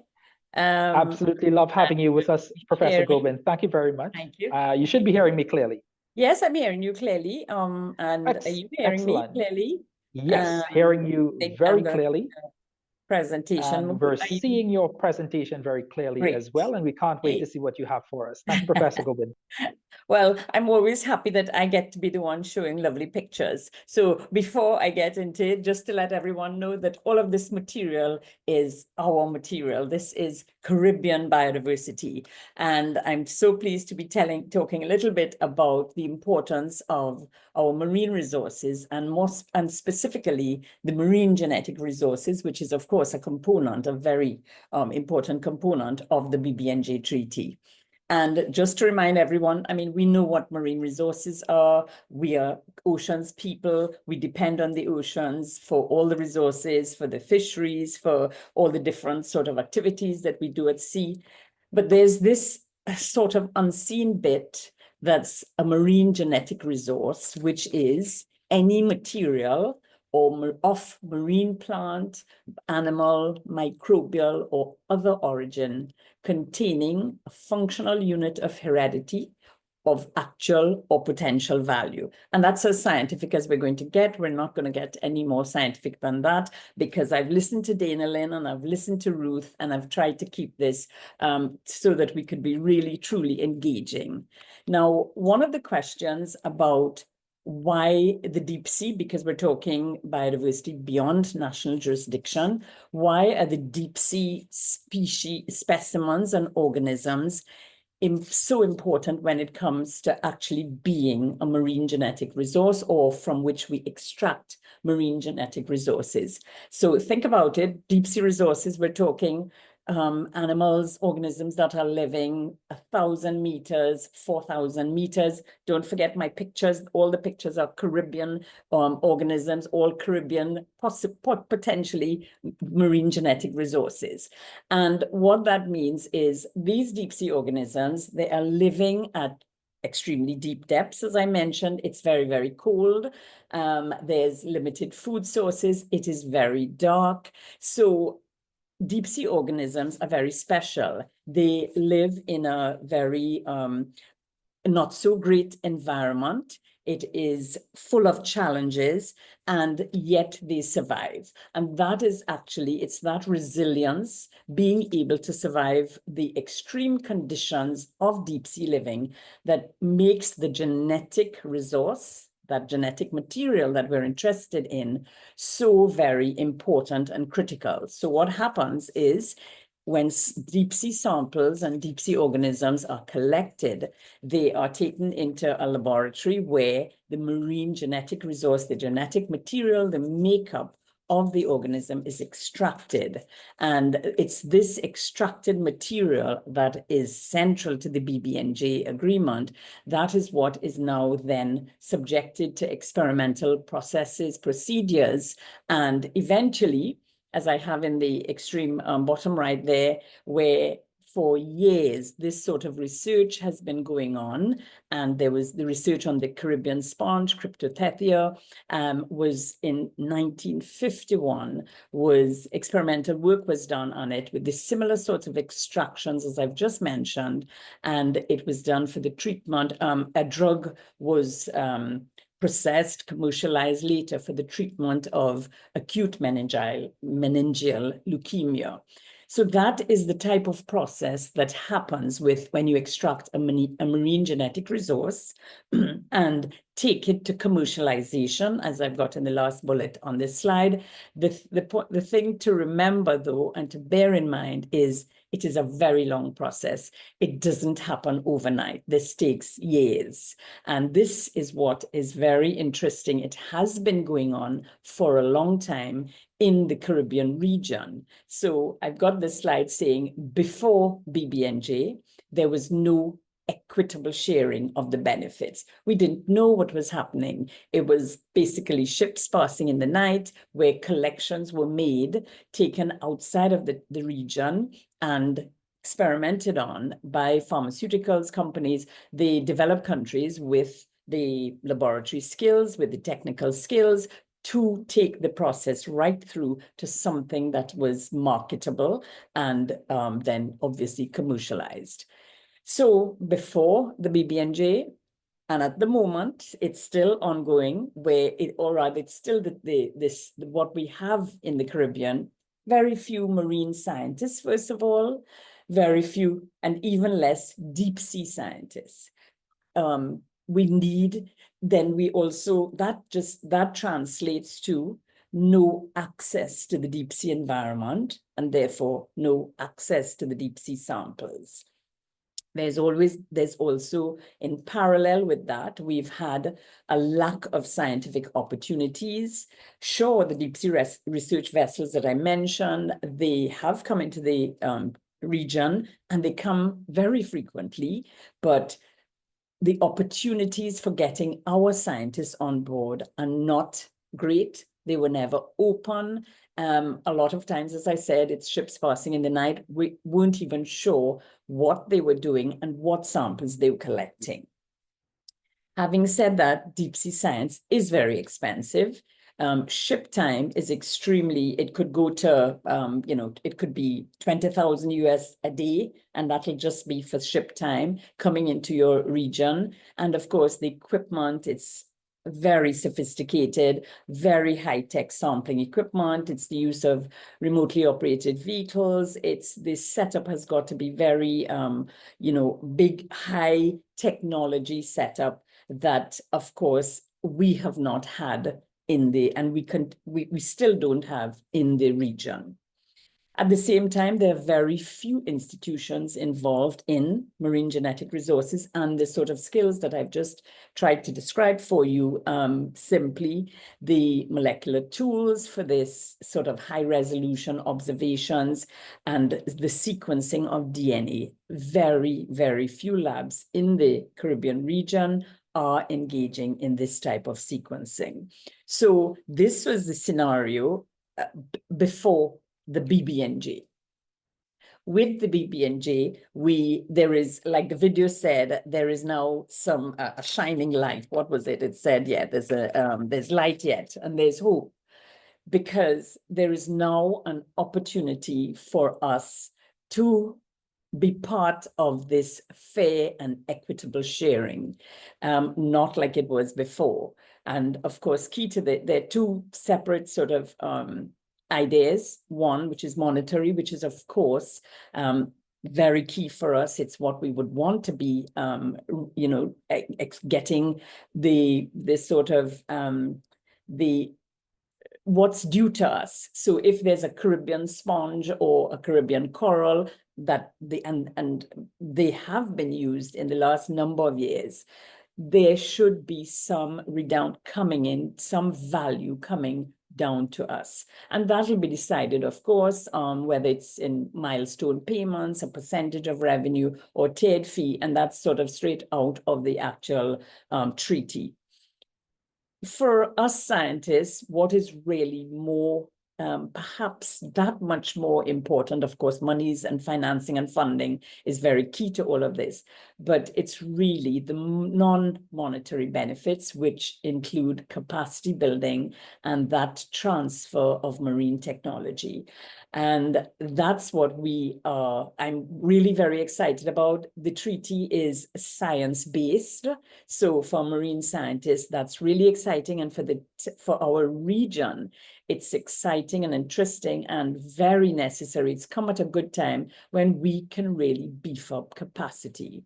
Now we will be able to, once we get to the ratifying and so on, and we all become parties, we will have access to deep sea samples. The opportunities will open up for us. In the treaty language, it talks about developed country scientists ensuring that they collaborate, that they improve and increase on the opportunities, and they share those opportunities with us in developed countries to get our scientists on board, to get our scientists in their laboratories. It's a collaboration. So we really need to look at it like in that sense. It's a collaborative effort. We also expect that there will be increased training opportunities in the application of the marine genetic resource tools and techniques, which I've alluded to, which are very high tech and need special sort of laboratory settings and special types of equipments. The treaty language includes the fact that developed country scientists will be assisting us in building sustainable numbers of trained scientists to continue to work with us, collaborate with us, to continue the networking, and of course, a variety of other things like workshops and training sessions and so on. So there is light, as that video that I really enjoyed said, there is the light, and that's what I really love about this treaty, is that it is, as I mentioned, it takes into account small island developing states like our Caribbean SIDS, and therefore our region stands to benefit. Having said that, we must be prepared. So there are Caribbean priorities that we need to. We have an opportunity. There is this light, but we need to make the necessary investments in order that we are able to get those benefits of the fair and equitable sharing. We need then to invest in marine science and research, institutional capacity, and human capacity. It's fine to have the collaborative efforts from the developed countries, but we need to also set ourselves up, because we are the ones going to be having to build the actual capacity in our region. We therefore need to invest in regional centers. We don't need to reinvent the wheel. We can invest in our regional centers, those centers and designated centers of excellence at UWI and other universities. There's the Belize University, Ghana University, Suriname. We have institutions like the Institute of Marine Affairs. Let us ensure that our region and our governments, and this is where advocacy comes in, and we need everyone, Dana, Lynn, and Ruth have already said it, we need to make sure that our region makes these, has these as, and addresses these as priorities, because we need to sustain the human and the institutional capacity. We need to also think it's something that's a beef of mine, where we need to create and sustain marine scientific jobs. We don't have enough in the region. As a very recently retired University of the West Indies lecturer here at the St. Augustine campus, I've taught so many really amazing students. They're very keen, they're very active, they're making a difference in the field of marine science, but there's really no jobs. Now there's an opportunity, because of what we in the Caribbean need to ensure that we put in place. We need to ensure that we create jobs for marine scientists so that it's going to be sustained. They are going to invest because we invest in them, our governments invest in them, and they are then going to invest in terms of time and really building on the capacity. The integrated approach is necessary. At the same time, within the region, we need to coordinate how we are moving forward. It's a very, as I mentioned, a high-tech area. It's not an area that we are all going to be able to take to fruition, take to completion, getting to that sort of commercialization stage. Unless we have an integrated and a coordinated approach, because we are competing for limited funds and limited opportunities.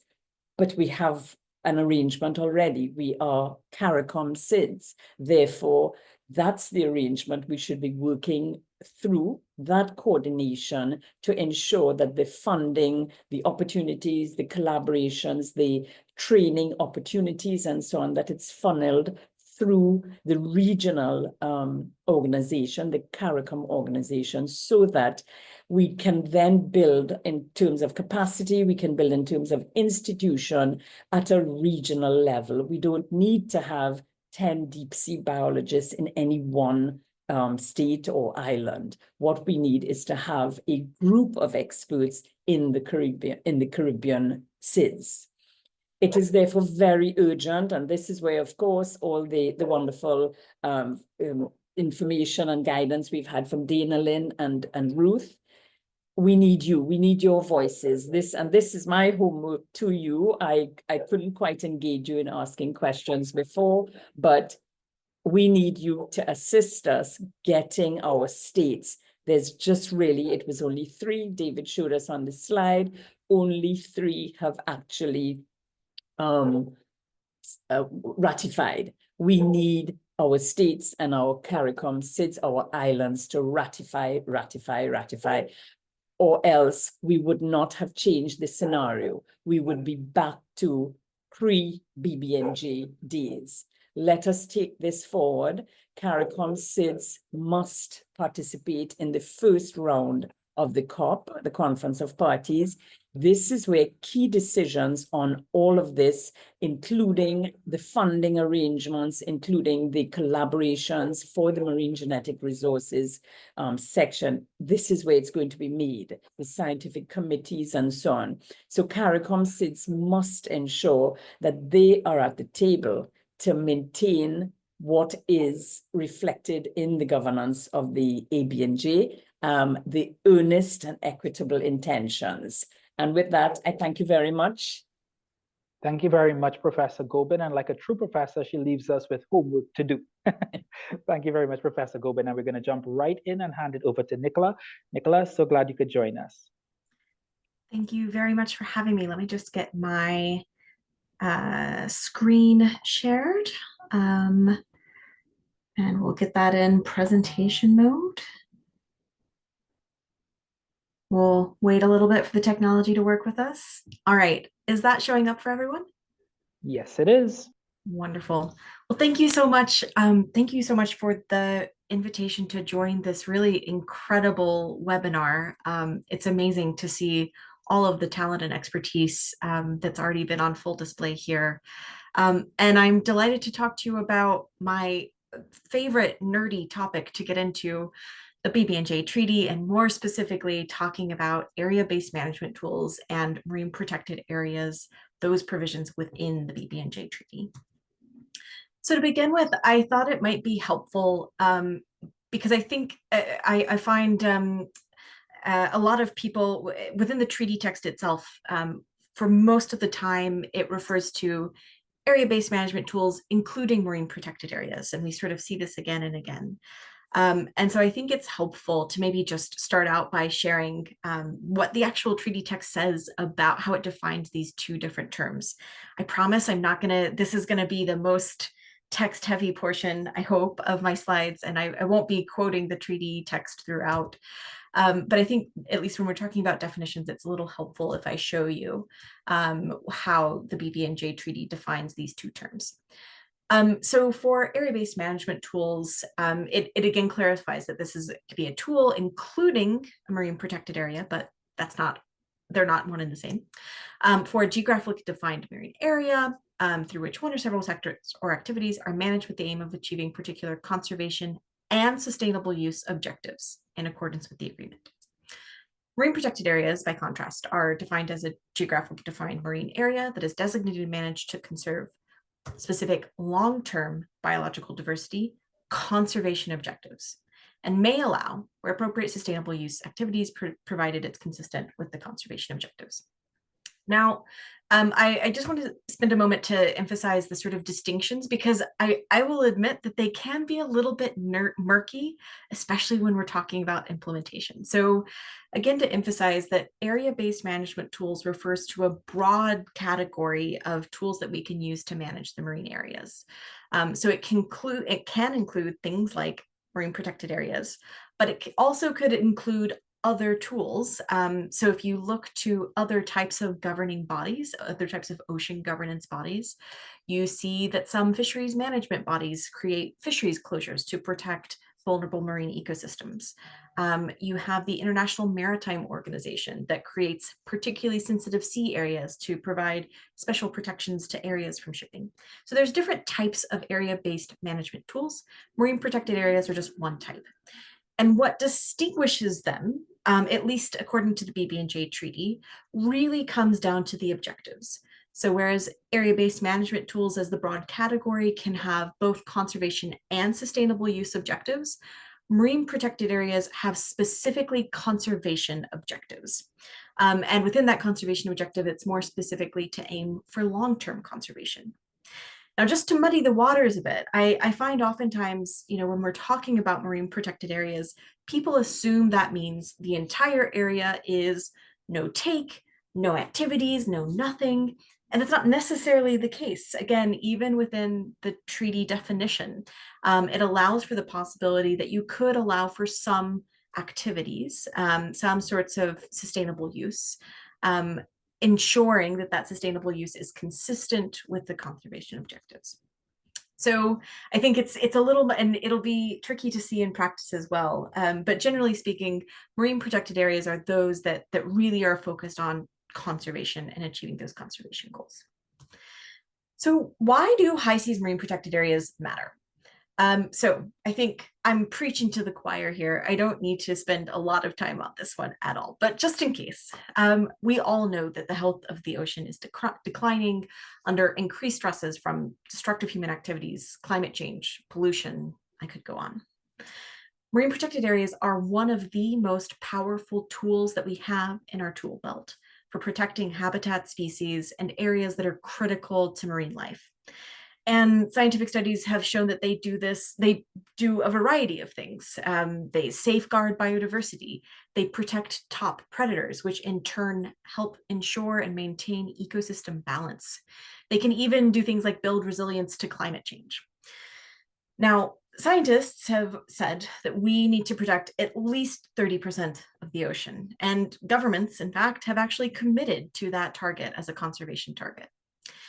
And just mathematically speaking, I want to point out that the high seas actually cover almost 2/3 of the ocean. So there are vast, vast area of space. And I'm curious if I want to sort of pause for a second and ask the audience, how much of the high seas would you guess is currently protected via an MPA? I gotta thank you for the magicians who made that poll happen. So take a couple of minutes and well, by a couple, I mean a minute. We'll give people a minute to fill in this poll.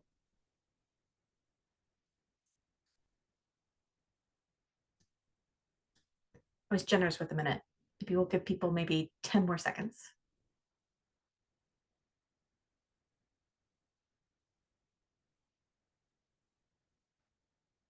All righty. And the results. Okay, so most people thought that it was about 1%, and most people are correct. So it's about 1% of the high seas that are currently protected.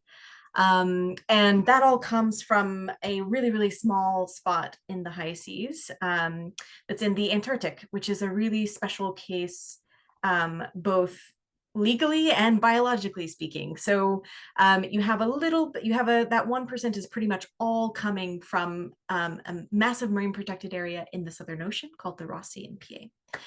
But the challenge is that for most of the high seas, it's actually been we have not had a legal mechanism by which we could actually protect the high seas. It wasn't possible, again, for most of the high seas, with the exception of that Antarctic region.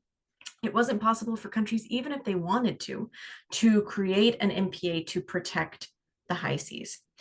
And so now this is why the BBNJ Treaty is so exciting, because it presents a long-awaited opportunity to address that critical governance gaps and to empower and enable governments and the global community to work together to protect these really, really important places in our ocean. So how does the treaty actually do that? What does it say? Some key things that this chapter of the new BBNJ agreement does. First, it empowers the new BBNJ Conference of Parties to create high seas marine protected areas and associated management measures, which is really important. And it sets it out that it is actually an objective of the agreement to create a connected network of high seas MPAs. And this is going to be really critical if we want to stay on track to meet this goal of protecting 30% of the ocean by 2030. It allows marine protected areas to be established by a vote when consensus can't be reached. This is so important because if you are in this world at all, you may have noticed that it's been a real challenge to secure any additional marine protected areas in the Southern Ocean in Antarctica, because that particular treaty requires consensus, and they've been at a stalemate for years and years, having not been able to meet consensus and therefore not been able to create new protected areas around the really fragile waters of Antarctica. And so the BBNJ Treaty learns from that example and actually creates a mechanism to vote when consensus can't be reached. I also think it's really important to point out that it sets that it is, again, an objective of this ABMT and MPA chapter to ensure that you have that you build capacity and you transfer technology to support developing countries in developing MPA proposals, as well as in monitoring and managing those MPAs once they're established. And then a fourth kind of cool thing that I think that chapter does is it allows the new BBNJ body to adopt measures to respond to natural or human-caused emergencies. Now, a couple of caveats. So there's an obligation for the BBNJ Treaty to respect the competences of existing bodies like fisheries bodies and shipping bodies. There's ambiguity, there's constructive ambiguity, and we're going to have to wait and see what it is the will of states to before we really have an understanding of what that means in practice. There's a risk that it could be taken advantage of to lower the ambition in BBNJ implementation. A second challenge or limitation is the objection procedure. And I almost hesitant to say it because the Caribbean in particular was an incredibly strong champion in trying to fight against this objection procedure, which absolutely could be taken advantage of. It could theoretically create a bit of a loophole in the BBNJ agreement. CARICOM was a really vocal champion trying to fight against that. But what they did try and make sure happened is that if there was going to be an objection procedure, it at least was going to have some constraints. So it does, while it allows parties to opt out of measures, there are the sort of checks on the opt-out are a party can only opt out under certain conditions. It's still obliged to not undermine the measures that it's opting out of, and it has to renew its objection every 3 years. Again, still room for abuse, but at least there's some constraints there, and it's in large part to the Caribbean region's efforts to get some additional protections to fight against that possible loophole. And then on emergencies, I'll say that BBNJ can only act in emergencies if the threat can't be addressed by other bodies in a timely manner. And I just want to quickly point out that it will be absolutely key for countries to join the BBNJ COP so that they can ensure that this ambition for BBNJ is realized and that loopholes aren't abused.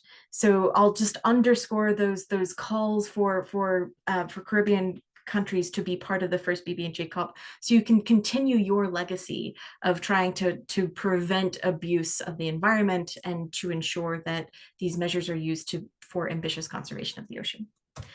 I'm running short on time, so I'm going to just breeze through the ABMT establishment process in case that's of interest. Step 1 is to submit a proposal.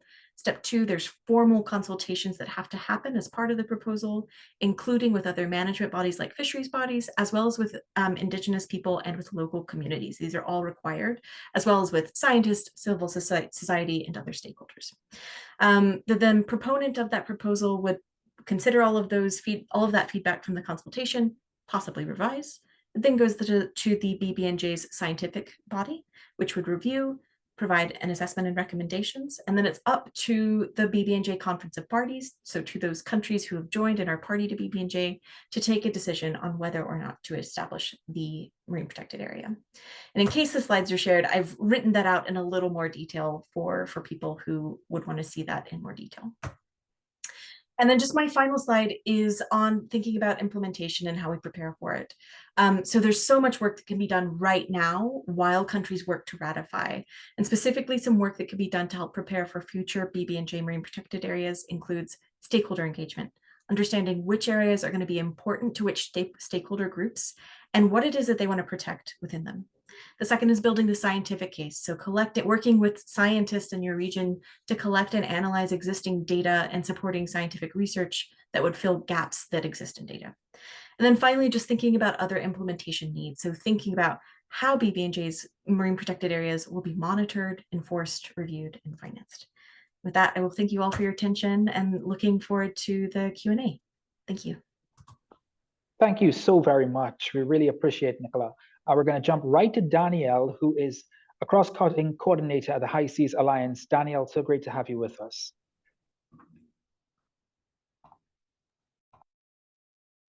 Ryan, let me just quickly make sure that you should be seeing a blue screen right now, and hopefully you see a presentation. Excellent. Now we're seeing your presentation. Super. I'll take it from there. So, great presentation so far. I have the pleasure to take you through the 2 remaining main parts of the agreement. I think it's probably still useful for context to note that when countries were considering to embark on the negotiations of the BBNJ agreement, they eventually came to that decision on the basis of a 2011 package. And they said that these are the 4 main parts they want to include in the agreement, and they care greatly about advancing them at an equal step. And that influenced a lot of the negotiations. You've heard from Professor Judith Goben on the MGR part, and from Nicola on the ABMT and MPA part. So I will cover the environmental impact assessment part and the capacity building and transfer of marine technology part. So Nicola made a great case for how important MPAs and area-based management tools are for protecting specific geographic areas. But of course, there's also likely going to be a part of the ocean. So if we think about the 30 by 30 goal, 70%, that are not going to be protected in area-based management tools or MPAs. And so the environmental impact assessment part is really key to also extending some protections to the parts that aren't covered with MPAs. And overall, to strengthen and manage human activities throughout the ocean, throughout ABNJ. I think Professor David Barry mentioned that it's one of the trickier parts of the agreement to implement in national law. And so I will do some simplifications in the way that I'm presenting it. But overall, the scope of the provision is that it applies to any planned activities that are either happening in areas beyond national jurisdiction, or even activities within national jurisdiction that apply or that might have an effect on areas beyond national jurisdiction.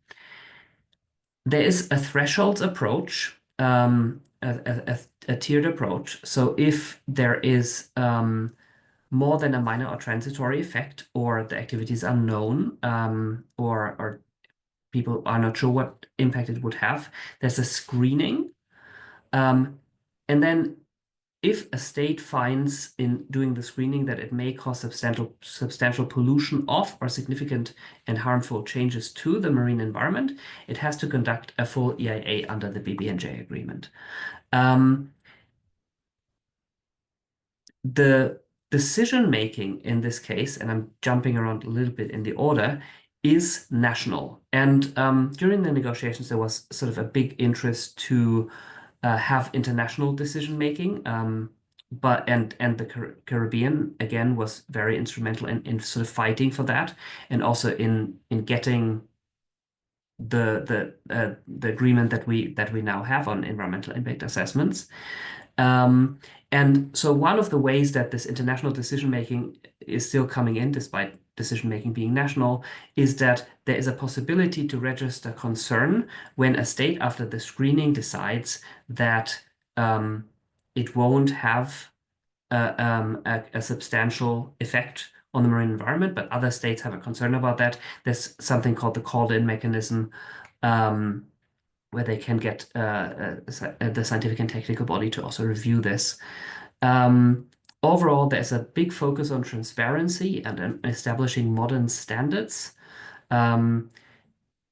There's also some provisions that relate to how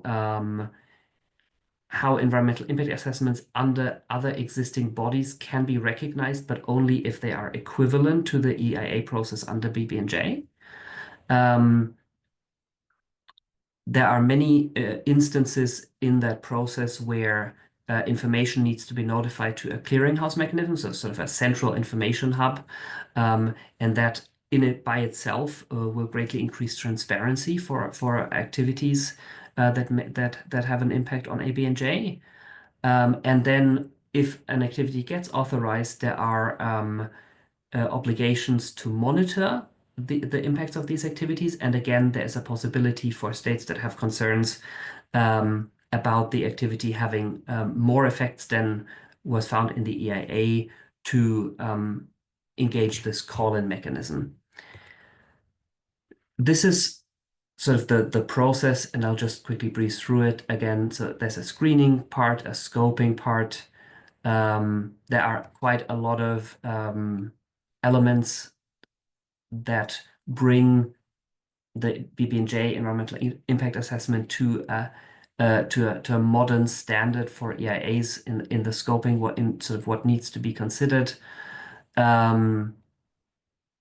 In the assessment and evaluation, cumulative impact, so the impacts of multiple things affecting the marine environment in ABNJ at the same time need to be considered.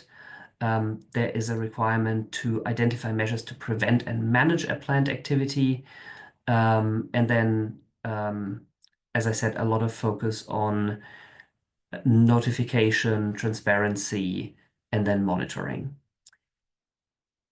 The second part I'll try to cover within the short time available is the capacity building and transfer marine technology part. And I think that was already alluded to quite a bit from other speakers.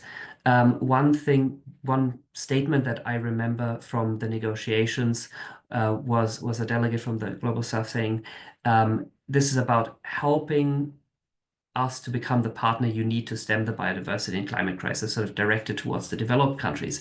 And it includes an obligation for states to cooperate on capacity building and with some caveats on the transfer of marine technology on fair terms, with a focus on enabling and assisting developing countries to implement the agreement and advance marine scientific research. So there's, and that was also said already a few times, always this focus on improving and fostering marine scientific research.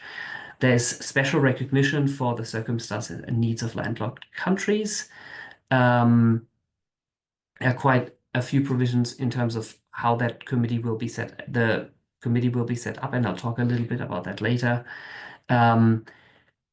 Capacity building and transfer of marine technology is supposed to be based on needs assessments, and it's one of the things that can potentially already happen now, because one of the options for these needs assessments is to be self-assessed. There's a way to sort of get ahead of implementation, and there are some examples for capacity building in the annex. It's worth noting that the Law of the Sea Convention, which is sort of the mother convention of BBNJ is one of its implementing agreements, already did include provisions on capacity building and technology transfer, but generally those are considered to be not well implemented. And there's a few ways in which BBNJ improves on those provisions by establishing a monitoring and review process for the capacity building obligations, a dedicated committee that has ownership of that part of the treaty and can make recommendations of how to improve it. And then there's a built-in funding stream based from the monetary benefits that Professor Judith talked about from MGRs and from the Global Environment Facility that would fund these activities. So several speakers have already alluded to the fact that there will be quite a lot of important decisions made at COP1 because the treaty leaves a lot of key details, in particular of how specific sort of institutions that it creates, how they will work in practice. And those decisions will be made at COP1, but because it's quite a lot, the High Seas Alliance and others have called early on for a preparatory commission to be established that can start to prepare some of that work, that can deliberate on how all of these bits and pieces are supposed to be fit together. The General Assembly passed a resolution to establish a preparatory committee. It already held its first organizational meeting from 24 to 26 June. We had put forward a few recommendations of what we would hope from a civil society perspective to emerge from that meeting, and see it as quite positive. For example, an ambitious schedule of PrepCom meetings that allows for sufficient time to address all of these issues. And there will be 2 full sessions, 2 times 2 weeks in 2025, and at least 1 additional 2-week session in 2026. An ambitious program of work to facilitate early operationalization and implementation. The program of work that we got is quite focused on the institutions themselves. but still a win. And then working modalities that emphasize transparency and aim to minimize the demands on small delegations, and making sure we can engage in technical discussions. And again, that's mostly been the case. Maybe just to round off, because I know I'm running out of time, there are a few institutional elements I want to draw your attention to on the environmental impact assessment and capacity building and transformative technology parts.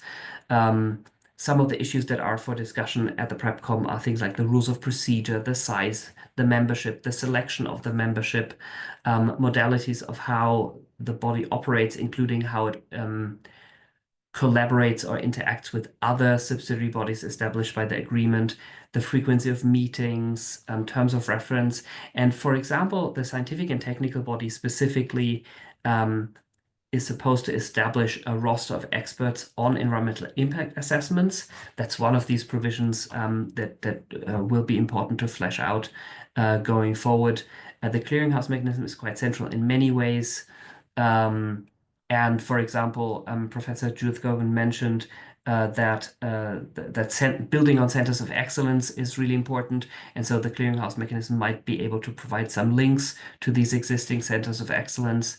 And then, as I mentioned, the Capacity Building and Transformative Technology Committee to make sure that there's this continued guidance and ownership of that part of the treaty and that it delivers on its promise. Thank you. Thank you very much, Danielle, for such a riveting presentation filled with so much great information in it. We do have a question for the panel, and I'm going to ask Professor Gobin to take this question, if you don't mind me putting you on the spot, Professor Gobin. Someone asks, who do you think, I noticed that some Caribbean countries have not even signed the BBNJ, example, Trinidad and Guyana. For those who were involved in the process, what may have held them back? Professor Gobin, would you be able to share any insight into that question? So I'm going to say that it's a very good question, and I've actually been asking it myself. I am going to go out on a limb here. Trinidad and Tobago, like Guyana, we are in a very special position with an oil-based economy, oil and gas exploration. And I think therein lies the conflict. And I mean, it's not news to the region that is going to be a conflict, because we are talking about environmental impact assessments. We're talking about marine protected areas. The Trinidad and Tobago and Guyana are going to have to make some serious determinations about what the sustainable practice is going to be. And I think that's where the problem lies, in that there perhaps the legal people are working on all of these things to ensure that the commitments we make as governments, as countries, that we would be able to adhere to them.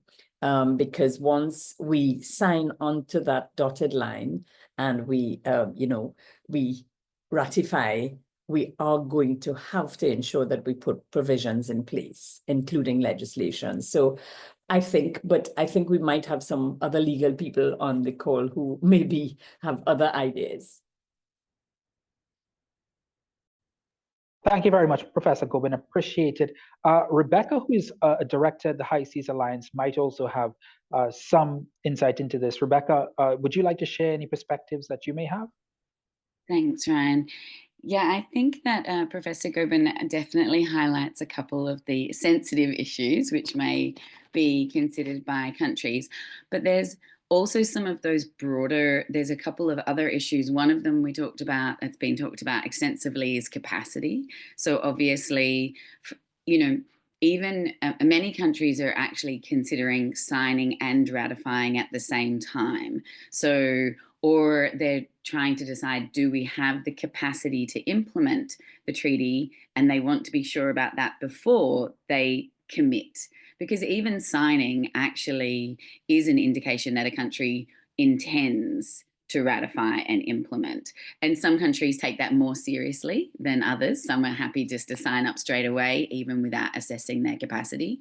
So there's a capacity issue there. And then I think as well, which is interesting, there can be some geopolitical issues where some countries are waiting for more developed and richer countries to ratify to show that they really have buy-in to the treaty and that they're going to contribute, which is a really reasonable approach, I think, and also one of the key reasons why the High Seas Alliance is both, trying to support countries in the Global South with building capacity and being able to ratify and being prepared to implement, but also really working heavily on encouraging countries in the Global North to put their money where the mouth is and to step up and ratify quickly as well. So there are a couple of other options. I think there's quite a few reasons, and it can be pretty complex. Thank you so much, Rebecca. Please go ahead. Sorry, I just wanted to emphasize that it is actually really, this is a reason why it's really important for civil society organizations to really communicate to their governments that they really, do want them to take it seriously and ratify as soon as possible. Yeah, thanks very much for that, Rebecca. I am going to allow Professor Berry to come in if he wants to, because he makes an interesting point in the chat. So Professor Berry, if you want to expand a little bit on it, because you make the point that some countries are actually trying to tweak their legislations before ratifying. So Professor Berry, I'll give you the opportunity if you want to come in very quickly. I'll come in quickly. I think Judy has done a very diplomatic job, and Judy would know that I'm not very diplomatic. And so I won't shoot anyone for what's going on now. But there are countries who, in good faith, are trying to make the legislative changes that have signed before ratifying. Now, I have advised those countries, and as I said, I'm not necessarily very diplomatic. I've been quite blunt. I've said, that's fine, start the legislative changes, but ratify, because we want you at the first COP to take the Caribbean position forward. But I think Judy has outlined the reasons for those two states not going further more quickly. Thanks. Thanks very much, Professor Berry. Ryan, that if I could just add quickly, sure, it's Professor so Goodwin. important that we get to the first COP. And given the timeline, we can't be waiting for these changes. We really need to get there. So we need to sign on.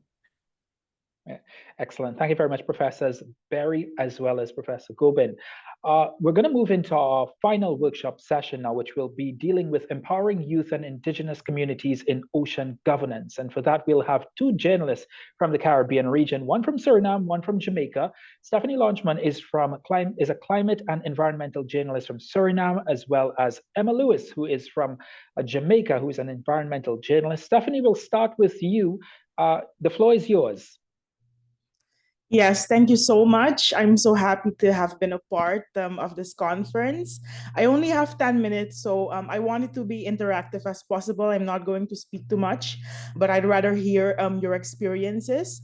So, but one thing I do want to say when it comes to the word meaningful participation of indigenous peoples, something that's really important to me. And I also work with an indigenous organization. I work very closely with indigenous peoples, and something that's really important to us is that it's not a form of tokenism. So oftentimes when you're in these spaces, you have the token indigenous person so that the organization that is organizing, whether it's a conference or whatever, can check off the box that they have an indigenous person present. But is it meaningful? Because you can give me a stage to use my voice and to speak from my perspective and as an indigenous person. But if you're not listening to me, it's not meaningful participation. So we really have to do away with tokenism. And I also want to touch upon the importance of direct funding when it comes to participation of indigenous peoples. Oftentimes you have these organizations that are doing projects or whatever, also related to ocean governance, and but the funding is not going directly to indigenous peoples. So when it comes to indigenous stewardship of land and ocean, we know that indigenous peoples have a millennia-old relationship with the environment, including marine ecosystems. And indigenous peoples also almost always see the natural world as a sacred place, and also the ecosystem as sacred. So when it comes to global recognition of Indigenous knowledge. And we also look at the United Nations Permanent Forum on Indigenous issues. It acknowledges that Indigenous peoples have a unique relationship and they have a unique environmental stewardship. And it was also mentioned the different conservation goals, such as protecting 30% of lands and waters by 2030. But also when it comes to goals like that, environmental Indigenous stewardship is really important.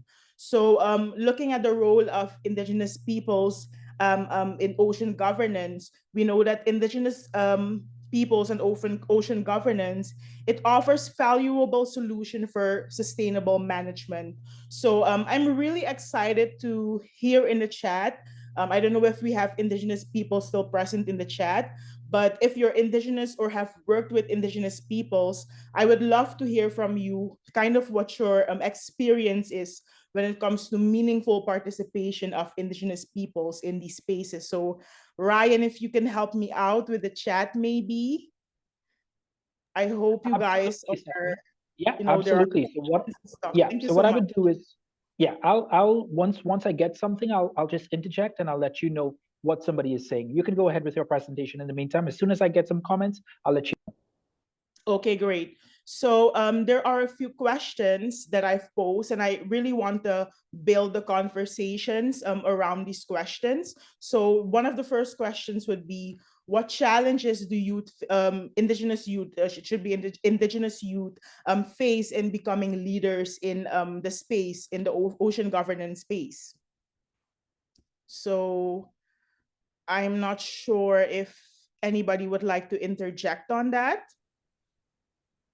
Yeah, if anybody has a comment on that question or an answer on that question, you can drop it in the chat between me or Stephanie. We'll read it out. If you have an answer to that comment, to that question rather, that Stephanie has posed, please feel free to drop it in the chat. We do have Stacy saying it's an issue of the issue is a lack of trust of the government.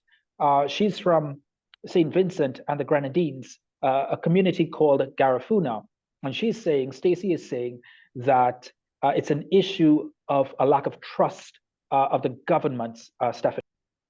I absolutely understand, and that's such an amazing point. And it makes totally sense that there is a lack of trust, because if you look at the history, there has been the fact that Indigenous peoples historically have faced exclusion when it comes to policy making and governance framework and decision-making processes. So this goes really back to what I mentioned in the beginning of tokenism and meaningful participation versus just participation.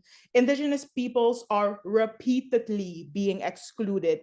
And when they do get a seat at the table, it's just so that someone can check out the box and say, I had an Indigenous person. But oftentimes there's no cultural sensitivity to including Indigenous peoples. We know that Indigenous peoples have different customs and different traditions. And something very important to note is the fact that we also have FPIC, which is free, prior, informed consent. And when it comes to, at least in my experience, I would love to hear your experience as well. In my experience, especially in the context of Suriname, what I'm seeing is that FPIC is oftentimes not utilized when it comes to involving Indigenous communities in these decision-making processes.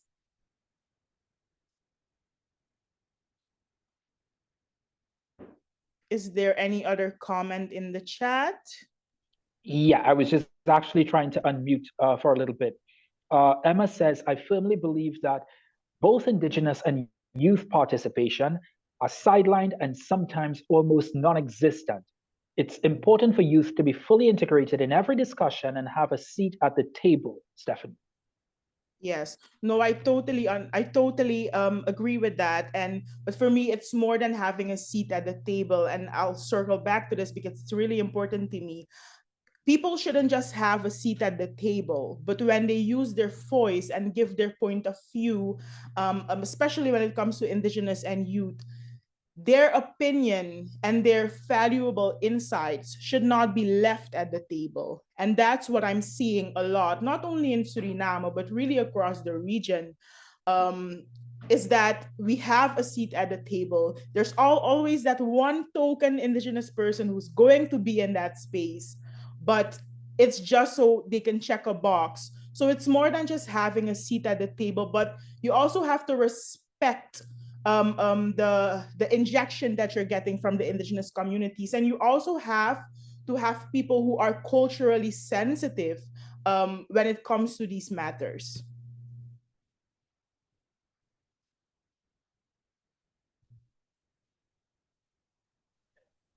Stephanie, we have another one. Kalinago from Dominica. All right, this is Gary Orgis, by the way. There is also a lack of trust between the Kalinago Council and the government, especially in terms of using grant funds. There is a lot of praise or recognition in our political leaders' speeches, but we do not feel the direct support, says Gary Orgis. I'm also going to just read Danilyn very quickly. She says, indigenous knowledge should be led by indigenous people. Allowing people to lead with local knowledge should be a priority. I say this because of first-hand interviews with Garifuna in Belize and Kalina in Suriname, indigenous groups, that consultations, decision-making processes exclude them. Stephanie, two very interesting comments. Yes, definitely. The first part, I think, mentioned funding, right? I said this at the start, and I really wanted to touch upon this because I feel like it's not spoken about enough. And it's the fact that there is not enough direct funding. So what we're seeing, and I can speak to the context of Suriname, when it comes to indigenous participation and projects that involve indigenous peoples, there's no direct funding. There's funding that's coming from somewhere in the world, but it's going to organization, whether it's a conservation organization or whatever, and they are tasked with executing these projects within indigenous communities, within indigenous lands. Sometimes these organizations don't even use FPIC. They don't even consult the indigenous communities in the way that they should. And if they do consult the indigenous communities, it's more of a form of tokenism. But you don't have indigenous peoples being a part of the decision-making process in that specific project. So that's why direct funding that flows directly to these indigenous communities is so important. Because as the person said, I'm so sorry, I forgot your name, indigenous peoples should be the one who are speaking on indigenous ancestral knowledge. And what was the second comment about? If you can refresh my memory, please, Ryan. Sure, no problem. I'll tell you what Danilyn said. Indigenous knowledge should be led by indigenous people. Allowing people to lead with local knowledge should be a priority. She says this because of first-hand interviews she's done in Belize and Suriname with indigenous groups, that consultations, decision-making processes often exclude them, not include them. Yes, definitely. So it's basically what I also just mentioned. I have nothing to add to that. I completely agree with that statement. Indigenous people should be the ones leading indigenous ancestral knowledge. And to do so, they need to be empowered. They need to not only get a seat at the table, but they also need to be heard and listened to. And their opinions and their valuable insights should also be used in those decision-making processes. Yes. Just want to jump in really quickly, Stephanie, one quick time again for you, because Emma says governments are paying lip service to these groups, she suspects. Diana says we need to get funding for training communities, especially the youth, to play a leadership role. Peter says, accept all the things being said regarding indigenous people. How do we engage the youth of any or all peoples? That's a key question that he would like you to answer. Professor Berry says funding and engagement need to be accompanied by an understanding of the value of indigenous knowledge and perspectives. So a few interesting comments there for you, Stephanie, as we head towards the end of your presentation. Yeah, so there was actually a question about, if I'm not mistaken, involving youth as a whole, engaging. So my colleague Emma Lewis is actually going to dive deeper into that. And since my time is up, I would like to also pass it to Emma so she can have the stage. Thank you so much. But I'll be happy to engage with the rest in the chat. Yes. Such a wonderful presentation, Stephanie. Thank you very much for putting that together. Such insightful questions, and you really got some really insightful answers as well, if not very, very straightforward answers. Like Stephanie said, we have a final presentation from Emma. Emma, the floor is yours. Okay, thank you so much. I'm sort of piggybacking on what both Dana Lynn and Stephanie said very quickly, and they sort of inspired me. But on a different note, I was thinking of ways in which we could really, in a meaningful way, engage young people. I'd like to ask the audience what they think is the main challenge facing, if you were talking about the issue of the high seas, what would be the main challenge from a youth perspective? How would they look at it? What would they say about it if you gave them, if you told them what the high seas is, what it is, what would their response be? What would their priority be? And also what they would like their country to take action on under the BBNJ Treaty, and how that can be incorporated in youth outreach. But maybe you could just, have some thoughts on that. But I want to go back and just sort of clarify. There's something that always sort of bugs me, is that youth, quote unquote, is a very broad description. And it may mean different things to different people. But what I would personally like to see in environmental education in general is much younger youth involved. We think of sort of 15 to 25-year-olds, something like that. I'm thinking 6-year-olds upwards. I mean, that might sound a little ridiculous. How could they understand, the high seas and so on? But to get them tuned in to the conversation, to get them tuned in to the issues. They love the ocean. They love going to the seaside. And what are their thoughts about what their priorities are, what they think are very important for them? Because a 6-year-old's pretty much probably well tuned in with some of them have smartphones and they watch a lot of programs. They're tuned in to information, and I think they will have thoughts for sure, and that we should also listen to them. So it's not just an 18-year-old high school student, but a 5 or 6-year-old primary school student up to about 10 years old. That's when they're gathering knowledge and using it during those years. So I think it's very important to include them. And as Stephanie already said, it's more than a seat at the table. She's quite right. There needs to be the views of youth in general need to be really taken on board and included in decisions. It's not just, as she said, checking the box, checking the youth box or checking the indigenous people's box. It needs to be included in decisions, in documents, and not separated out. I find what happens even with CARICOM and other governments is they say, oh, yes, let's have a youth event, and that's great, and there's lots of PR and social media and so on. But the youth are it's valuable in a sense. They're talking to each other, they're talking to their peers, they're getting ideas and so on. But how about more intergenerational interactions where they talk with older people, even people as old as me, but and share ideas, share thoughts. I also thought in terms of audience, we have to think about groups who already love the ocean, young youth groups. For example, we have lots of surfers in Jamaica. We have a diving community, mostly young people in both cases. The surfers are like teenagers. And talk to them and get them to promote the BBNJ and talk about it from their perspective. They're very close to the sea. They see and observe things that we wouldn't even know about.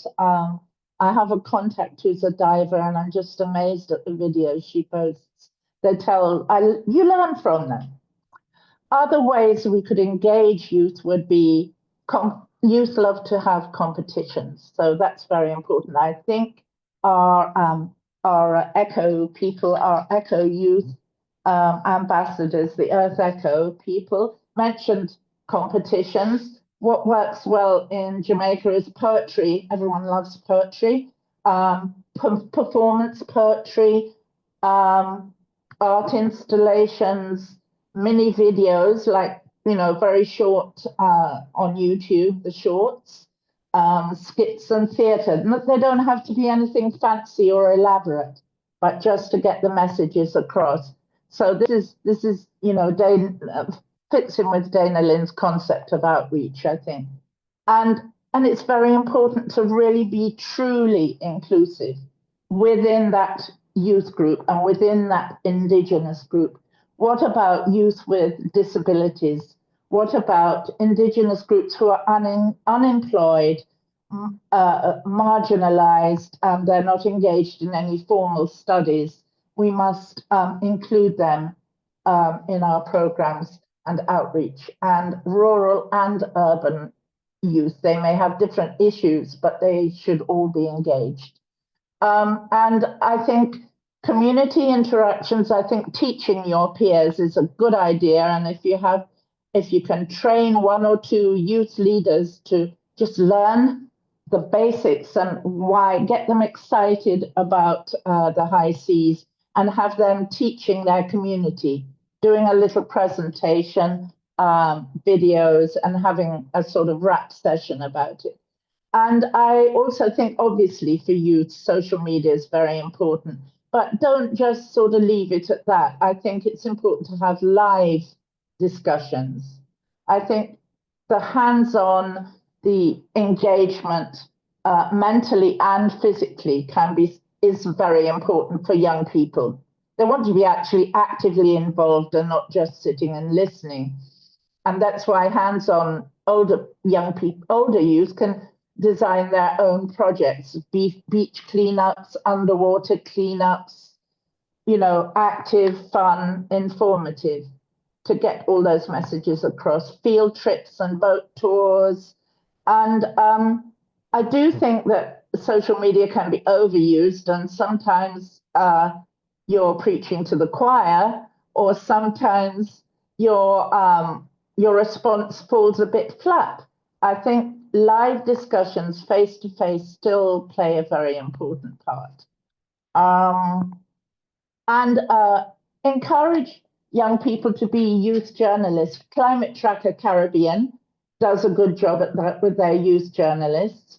Encourage them to do on-the-ground interviews and to post on YouTube, their little short videos. Get creative. Yes, murals. I think someone mentioned murals earlier on. Gamification, anime, and music. Music is a wonderful, still for the Caribbean, it's a great channel for getting messages across.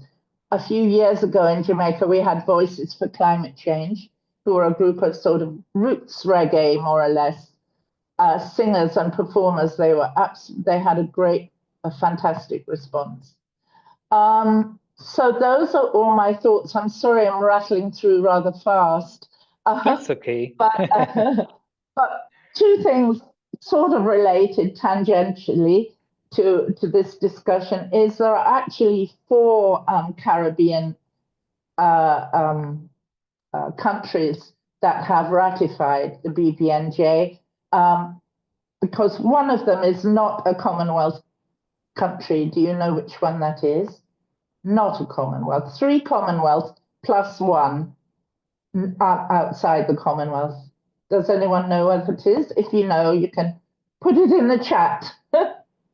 And that's about it, really. I'd like to know what people think about priorities for youth, what issue should they focus on first? It's a very complex issue.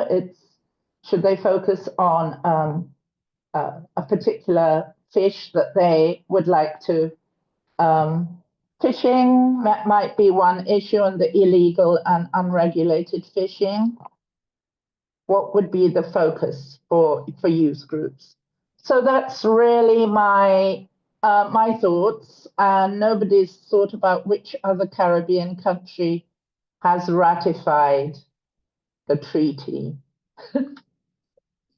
They don't speak English. You may have to give us the answer. Okay, Cuba. Cuba. Cuba, that's right. That's right. Cuba, Barbados. Yes, that's right. Yes, Cuba. Let's go through it again now. Cuba, Barbados, Belize, and St. Lucia. Yeah. So that's about all I have to offer. I think a lot of what has been said, I just amplifying that a little bit perhaps. But what I would also like to tell the youth is that they must get, I mean, this is just my emotional feeling, is that young people must raise their voices. They should be, well, like the Swedish girl, the climate change girl, whose name escapes me. Talk up, don't be afraid. I think young people are afraid of that they might upset someone in the government, so they're not going to say anything, or they're going to be very polite. Don't be too polite, please. And the same, of course, goes for Indigenous people. Talk to the adults in the room, demand attention, make sure that there is that follow-up that was spoken about, because it's your future.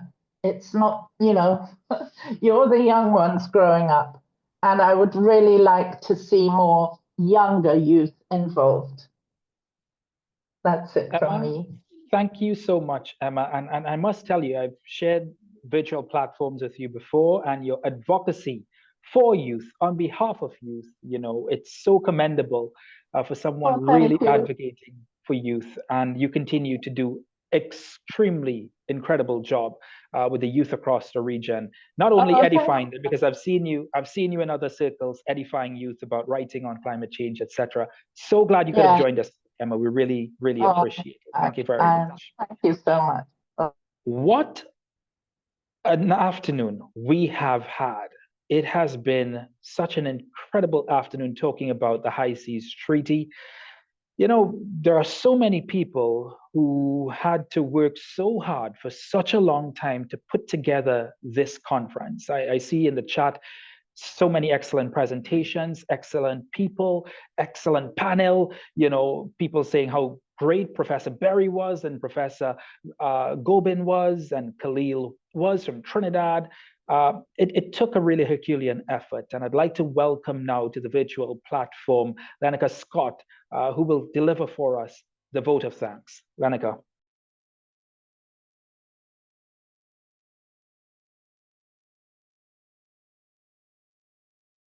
Hi, everyone. It's an absolute pleasure. To our meticulous moderator, Ryan, seasoned journalist and author, supported by Kemi, CEO of Barbados Environmental Sustainability Fund, even though we didn't get to hear her voice today, Youth Ambassadors AJ and Sonia, Grenada's Special Envoy, Ambassador Jerry Eno, Khalil, Professor Berry, our workshop leaders, Dana Lynn, Ruth, Emma, Stephanie, our panelists, Professor Judith Govin, Nicola Clark, our High Seas Alliance team, Rebecca, Sarah, and Danielle, to our comms team led by the amazing Cami, on behalf of the High Seas Alliance and our partners, UNEP and EarthEcho International, I want to express our profound gratitude, our appreciation for your excellent delivery and value-packed presentations. Participants, we would not be here without you. We really wouldn't have been able to achieve today's objectives without your time commitment. And so we really want to thank you and express our appreciation for your support and your attendance. I want to encourage you to join the High Seas Alliance's network. If you check the chats, I know you'll be seeing quite a lot of information coming to you from our team. We have a lot of resources. We have toolkits if you want to join us on the journey to advocate for the ratification of the BBNJ within the region. So thank you so much to everyone. You know, the one person Lenica didn't really thank was herself. Lenica, you worked so hard on this conference, and you know, Rebecca and Camilla and everybody else who you've been in touch with know that you worked so hard, especially in putting together this extremely incredible panel. You know, everybody just loved the panel so much. They agreed with what the panel was saying. They were experts in their fields and so many different fields. So Lenica, thank you very much for the incredibly hard work that you put into ensuring that this conference was a success. I know everything from the time to the running sheet and everything was all down to you. So we truly appreciate you. A real shining example of Jamaican and Caribbean youth excellence when it comes to high seas and climate change in the region. Ladies and gentlemen. Thank you so much. And thank you to Prof. Berry as well, and to Dr. Dane Bodo from the Caribbean Regional Fisheries Mechanism. Even though he was unable to make it, he, you know, is severely unwell, but he was very supportive and supported the promotion of the conference. Absolutely. And thank you to everyone. Thank you so much. Anytime and anything for Lenica, I always say. But thank you to everyone in the chat as well for your positive feedback and for being here. I know 3 hours can seem like a marathon, but we really do appreciate you guys for staying the course with us today to discuss what really is, as Professor Gobin put it, a very critical subject at a very critical time for the region. Knowing Lenica, it's not going to be the last, so look out. Follow the High Seas Treaty, follow the High Seas Alliance, follow the work that the Caribbean Regional BBNJ is doing in partnership with organizations like the UN Environment Program. There'll be a lot more opportunities for you to join, to be part of this movement, and ultimately head towards a treaty. On behalf of everyone involved in organizing this wonderful conference, we wish you all a wonderful rest of the day. Have a good night.